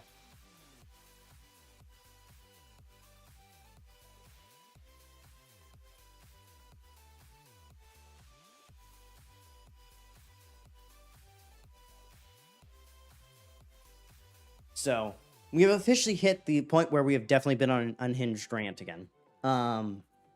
But, yeah, so, like, marriage is probably one of the more touchy subjects today. Frankly, I don't believe that the legal definition of marriage today even fits the biblical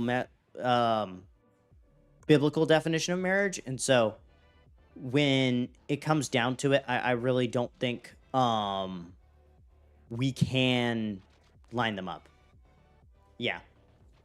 Yeah, like, I agree with that thought. Batman. FYI, A Hero's Legacy is known as Batman.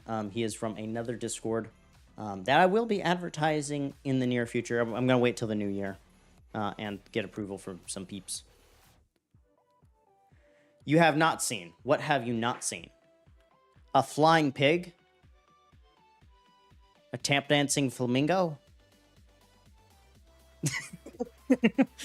I love it. Did you lose your train of thought? Sorry. I should take your questions more seriously. But let's just be honest. Y'all aren't coming here because I'm a serious person. Leviticus. What have you not seen in Leviticus? Because there's a lot there. You're asking me to swing at a brick wall, and I would rather hit a ball. Not understood. Okay, what have you not understood from Leviticus? Is there anything in particular, or the whole of Leviticus? Because I can tell you, as a Christian, there's a lot about Leviticus I still don't understand. It's just like, what the heck? What did you do? And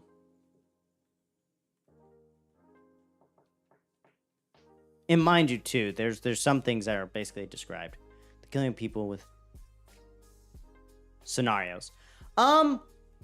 So it is described. So that was 90% of the time Israel didn't obey those laws. Fun fact. So that's one thing. But it was basically hey, this is serious, don't do it. But it was also a limit as well. So you gotta bring it back to their culture, the context of their culture. So, like, if you did stuff with an unmarried woman and did not pay the dowry, and you didn't want to pay the dowry and marry that woman, guess what? That's tainted goods according to the culture of the day, right. I'm not saying that is right. I do not. I really don't think that some of these things work, and that's why they're not really applicable. Some of those things are not applicable today, namely the dowry stuff. In that culture, you know what they would do? They would start a raiding party and kill all of your family. Same thing with murder, actually. Like, most of Leviticus was basically a don't go and like go to the extremes of the other cultures around you. And so some of them were like, you know, kill off whole cities because you peeved off my cousin, right? Like,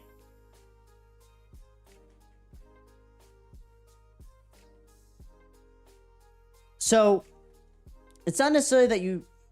I'm trying to carefully navigate because definitely like the different parts of the law.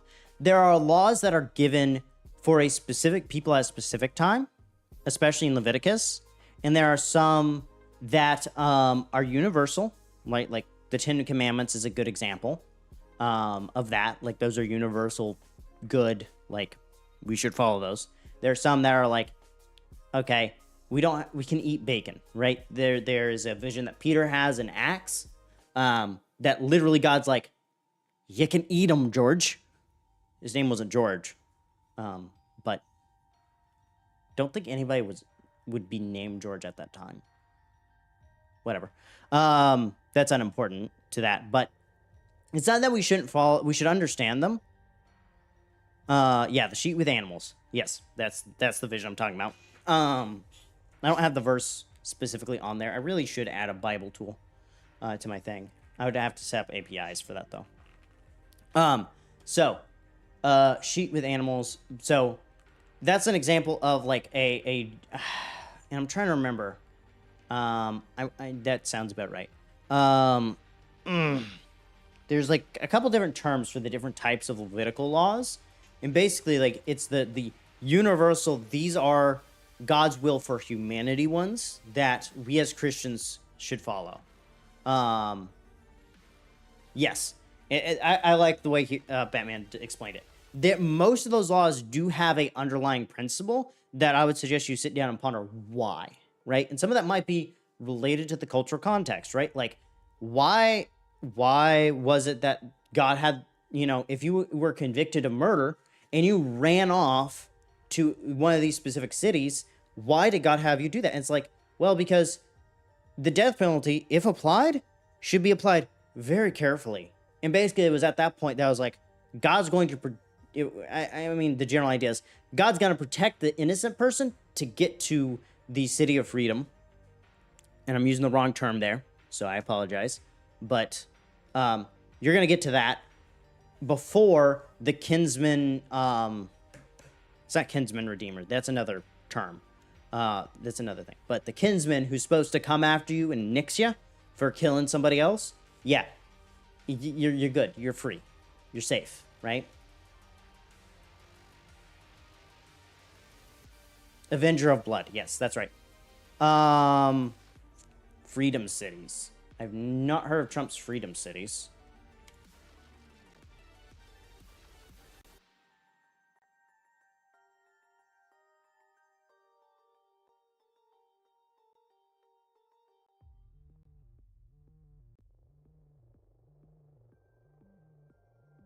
I did not hear of that.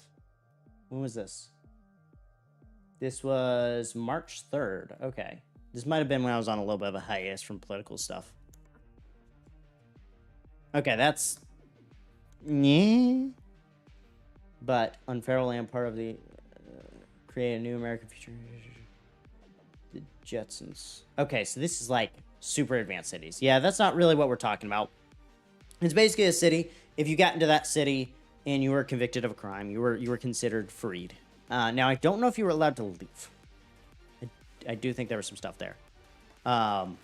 Yeah. So, unrelated there.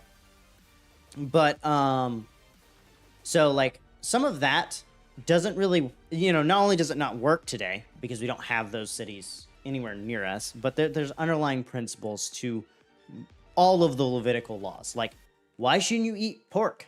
Well, that's because if you don't cook it right, you're going to die. So what's the underlying principle? You should be careful how you prepare your food. And then there are other things in the New Testament. You should be careful, especially if you're preparing it for other people, right? And so, like, that's something to consider. A lot of it is like disease related. Like, that's a huge chunk of Levitical law. It's like, hey, if somebody has a skin disease, a bunch of these skin diseases kind of look the same, and a lot of things that were called leprosy. We have different names for them, but a lot of them look like true leprosy that might not be contagious. But leprosy, you're dead. Yeah, that's true. Is cow technically is cow meat kosher? Cattle are considered kosher. Okay, cows are technically kosher. Yeah. Most ruminant animals, which are the ones that chew the cud, are kind of one of the big things. Like, I think people kind of try to read Leviticus in the sense that it's like we should be literal. I'm certain there was a reasoning behind the mixing of fabrics. Now, maybe the underlying principle is to look distinct from the people around you. And that can go to, as a Christian, hey, you should carry yourself and walk like you're different because you are different, because you are one of God's people, right? And so that right there is an underlying principle. It's not that you shouldn't wear cotton polyester blends. It's that you should walk and carry and dress and act different. And that could be just wearing a simple hoodie and t-shirt. Yeah, but like, it doesn't have any foul stuff on it. You know, you're nice, you're kind, you're approachable, right? Like, that's a reason I don't wear suits. I don't like to wear suits because I have never had a good interaction other than with like one guy with people in suits in general. Like, most of the banner, a lot of the people who I have negative feelings about, they were wearing suits. And so my general assumption, which is a bad thing, okay, I should not have this opinion, is that people who wear suits regularly are pricks. Is that accurate? No, it's false. Well, and that guy is my mentor, so.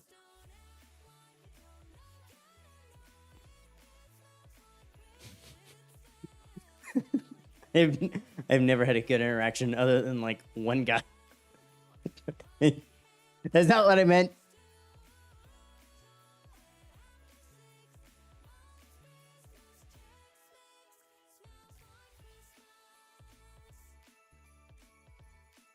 Oh no. My brother's gone off the deep end.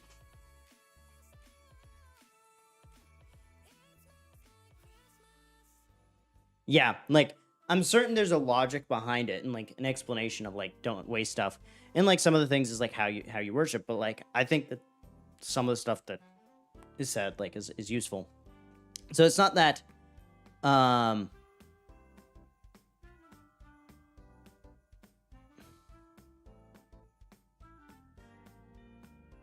think we should err on the side of not being too literal like the Pharisees, because the Pharisees took things to an extreme that was just ridiculous. Like, I think, well, even Jews today actually follow that. Rabbis are the Pharisees.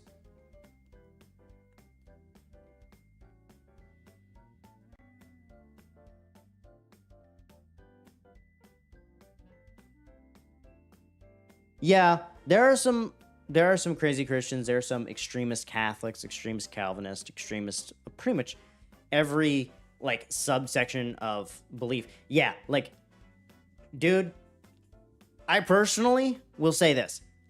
I kind of disown that guy. Like, I'm like, frankly, so the Bible kind of tells you like ways to tell people who aren't really Christian, right? Like, I know a lot, like someone brought up, well, that's just the no true Scotsman fallacy to say fallacy. You joined at an interesting time.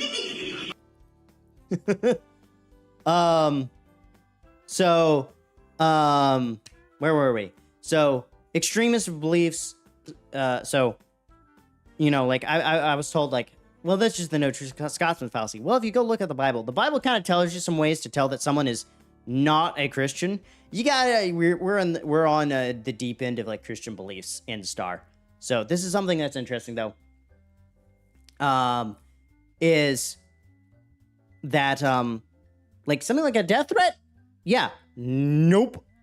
We should, frankly, you know, if, like, he mentioned what word or It's not a ward for Catholics. Cannot remember the term for Catholics. Darn it. Parsonage? No, that's a different group. Darn it.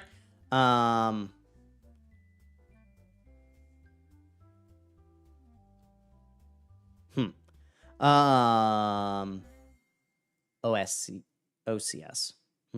I'll have to look that up in a second. But death threats and things like that, I'm perfectly fine saying that person was definitely not a Christian. Y'all should really find a way to get in contact with his church, which is another reason why it's important to get to be a church, because we will call you out. Original character. Okay. OCs. Okay, that makes more sense. Yeah, I don't think that Christians should yell and scream at people about that, especially if you're not a Christian. I would say if you are a Christian, extremely err on the side of caution if you're doing it, right? Frankly, if you're not, I would like it if you did, err on the caution and study the Bible and things like that. But I'm not going to force you. I'm not, that's just, personal favor, George. That would be a nice thing. But, but yeah, so, I would say if that guy sent death threats, it's I would just be yeah, no. I dislike the way that you acted, fundamentally, and that's wrong. And I wouldn't call him out in public. I would actually go to him in private and then try to get other Christians. But ultimately, it's not the church, and so those rules, Matthew 18 doesn't really apply unless you're in a church area, a church body. I think that they are useful in how you resolve conflict in general. Because if you go and you actually look at modern conflict resolution, it's go one-on-one, bring another person, get the boss, right?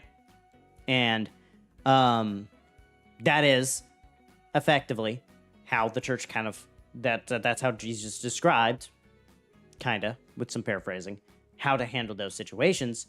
And something like a death threat, though, that is imminent, threats. And so, yeah, that person, I can't not blame them for being banned. It's wrong. It's objectively wrong. But yeah, lots to consider, lots to ponder. This stream has been long. Holy cow.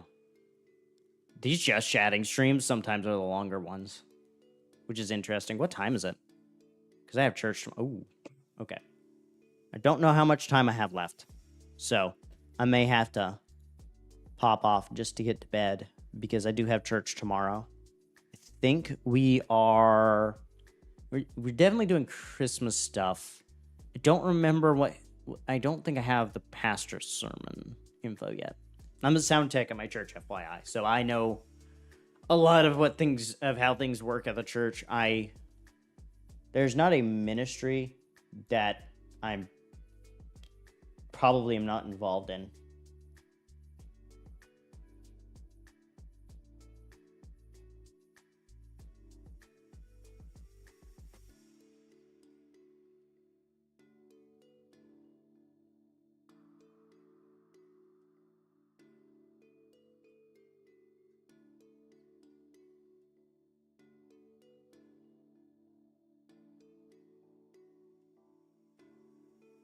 Yeah, no, that all falls under the. If I knew him personally, I would have called him out, honestly, at some point, and basically gotten the pastor involved. I'm not gonna share details, but yeah, and there is a point where you just say, "I'm washing my hands of you." I would say that guy is probably not saved and should not be speaking in the name of Christ. Sadly, we can't get rid of those people. Otherwise, Joel Osteen wouldn't be having a platform right now. And the way he's acting, I again, that is hatred. I would say that is legitimate hatred towards people. And we as Christians should not be hateful to people who are not saved. Although I do think that some of what the world calls hatred is not really hatred, but that is definitely at the point. I know some pretty strong Christian groups that are online, and sometimes what they handle is not dealing with heresies, because that's a lot of what they handle, like Gnosticism, or which is the belief that Jesus never came physically, I believe, or was only spiritual. Or people like there's a guy, Dan McClellan, who basically is like, the Bible's not even true, and things and various other things. And he's like, yeah, it is at this point where it's like, they would go and they would be like, you need to stop. You're making us all look bad. That guy is making us look bad. Please don't let him speak for us. He is a horrible person. Okay? Like Joel Osteen. Yes, I have a very strong thing against Joel Osteen. Prosperity gospel is not a good thing. It actually does a lot of harm. Same with deliverance ministry, typically how it's handled, which is this like big show of like healing.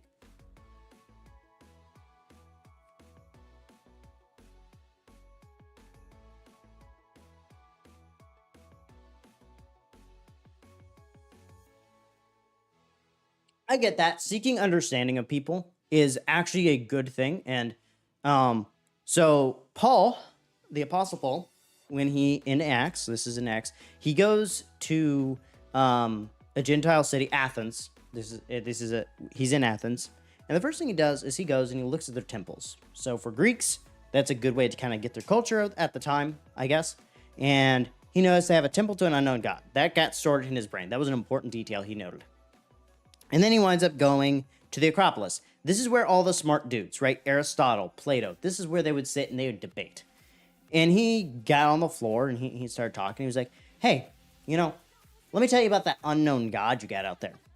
And then he explained Jesus, right? He came, obviously he probably already had some prior knowledge, having been very well educated, knowing how to read and write Greek, things like that. He probably knew some stuff. And so he came in, he approached them at their level. So he spoke as a philosopher. Paul was a very smart guy. Okay. Pretty much the only apostle that was actually educated by modern standards.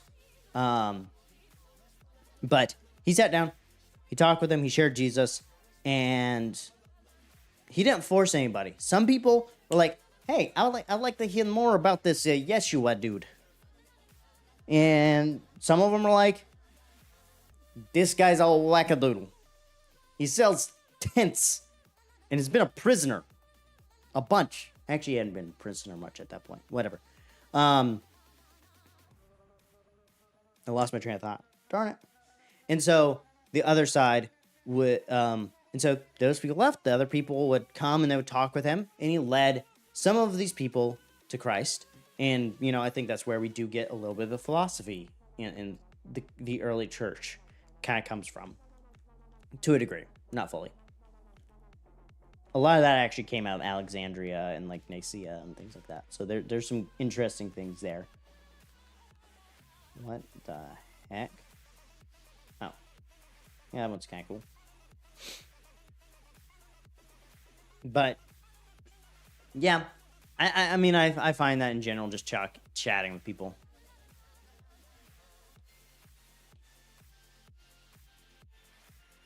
Yeah, I don't think making strong jokes, like, constantly is a good thing.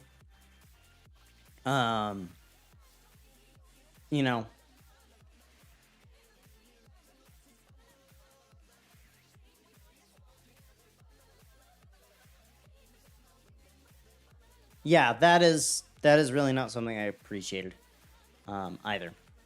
Again, jokes like that are not something I'm hugely fond of, and maybe I'm a little lax on my Discord on how I discipline or handle situations. I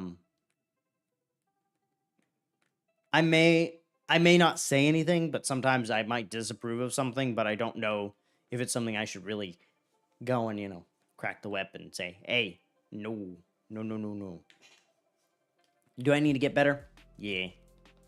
But, I think that's also the other side of that as well, is the culture also feeds into how those jokes get created. So a lot of Christian jokes on that are really cultural jokes that I would say younger Christians don't always know is not a right thing to do. And I say younger as in not age wise, but spiritual maturity wise. So they may not be spiritually mature enough to realize, hey, buddy, don't do that. Now, should I have handled that particular? Because I know the situation you're talking about. Should I handle that better? Probably. Which I don't even remember that one. So I'm gonna go look for that.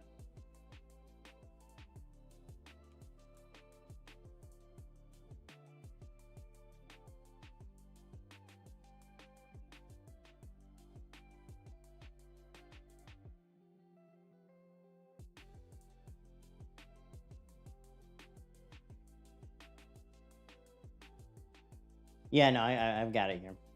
I looked it up.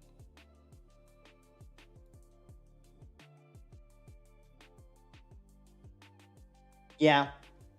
And like I will say, those are jokes that I probably need to be a little bit harder on how I say, hey, let's not make those, because I really do not like them. Yeah, and see, like I think because of the messages that followed, I didn't get involved till a little bit later. Like I think I left for a little bit, maybe, and didn't notice it. Because I'm on like 18 different discords, and I think how I read that situation was you already handled it. Oh, and I probably was also focused on more like, oh, you got the job offer. Yeah. No, I'm on well more than 18, but I pay attention to like 4. And I'm a moderator or admin on most of those, because I'm kind of the tech guy for a number of friends. But yeah, I think that was just something I had kind of accidentally ignored. So I apologize for not handling that right. And I was kind of also focused on, you got a job offer, and let's just pivot the combo, I think. But yeah, I'm of the opinion, I've gotten to the point that I mean, even my sister's gotten to the point, like, it wasn't really getting on our nerves, and like, haha, you know, the first time, but now we've kind of started catching on. Because I will say this, I didn't have access to pretty much any social media, most of the internet. I didn't have access to much internet till I was 18. So 2018. So I am way behind on culture. And so sometimes I don't catch things, and I'm sorry. And I make honest mistakes. Do I want to grow? Yeah.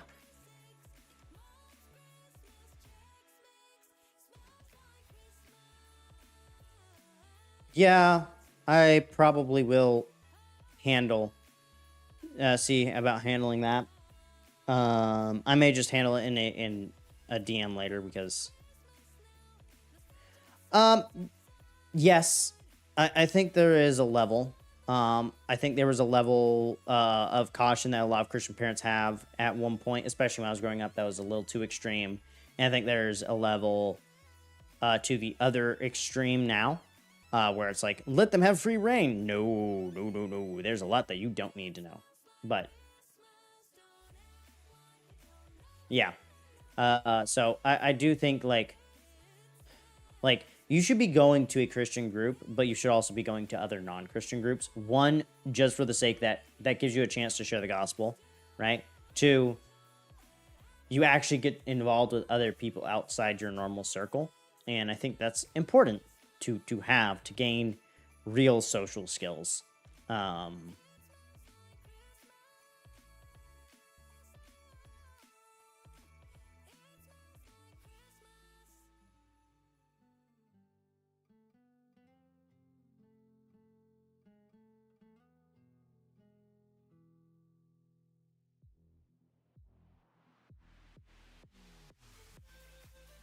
Yeah, and I think there's a lot of learning. I mean, realistically, like, we're probably the first generation who grew up having internet, who will have kids and will be able to sit down and say, hey, I know what's on the internet. I know what you have access to. I know how to tell what you've been doing, and I will know. Okay? So don't lie. Rule 1. That's pretty much like the primary rule that I think every parent should have with their kids. Don't lie to me. Ever. Right? Yeah. But, yeah, there's a lot there.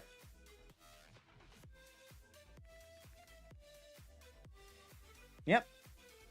I mean, my brother has 4 kids at this point. I have people who were in my Awana group growing up that have 2, 3 kids now. So, yeah, like, I think there's a lot to learn, a lot to know how to handle, and a lot of discussion to be had.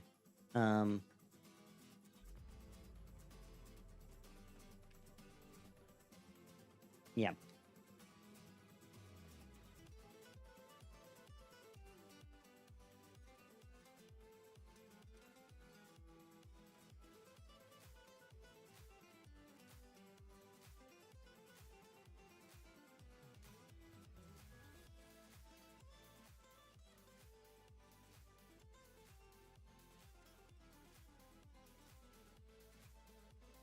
Oh, no.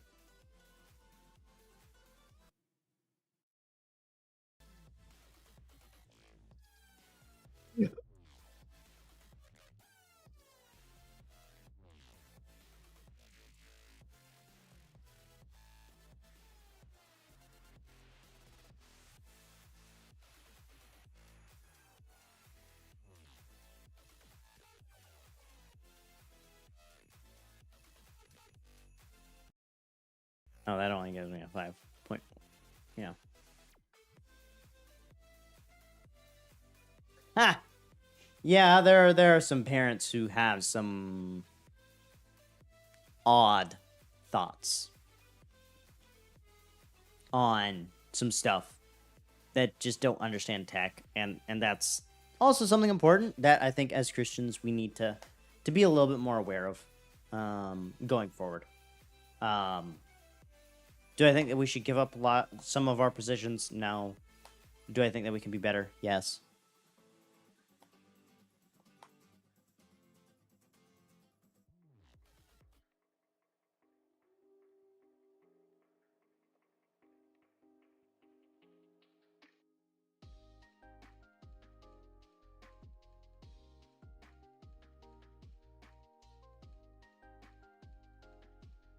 Yeah. So my mom understood, due to circumstances in her life, that needs to happen earlier in life. And you know, yeah, that's one of those. I mean, there was one point where you didn't talk about till people got married. FYI, like that was a thing that was common. So, right? Probably not. Wrong? Probably, maybe. I don't. Not talking about it, I don't think that's child abuse. Wise? No. I don't think that counts as abuse. I think that counts as foolishness, but I don't think it counts as abuse. That's no. It's also something that we have a natural inclination or natural instinct for. So, like, I don't think you have to be. I think if you put 2 humans who had never interacted with anyone else in a room, male and female, they would figure it out. Yeah, like I don't think it's just. Yeah, I don't think that would be something. I think speech, that,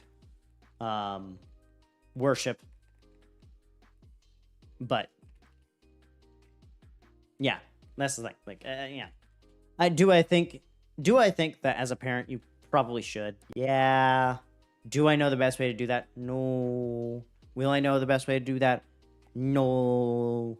I will make mistakes. I guarantee it. Rule 1 of being a parent will be I will make mistakes, and I know that. And I have to accept that fact. Now it's how to deal with those.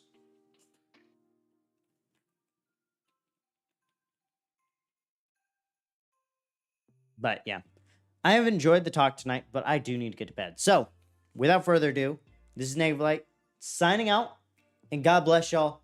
I hope you have a wonderful rest of your night. I need to get to bed. Oh. Yeah. I used it for a project a while back. It's a micro keyboard. I don't have it hooked to any, like, the thing is still in the back.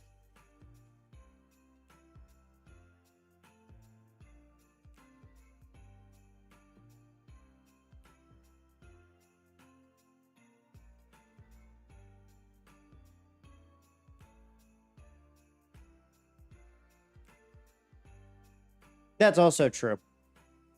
There's less stigma back then.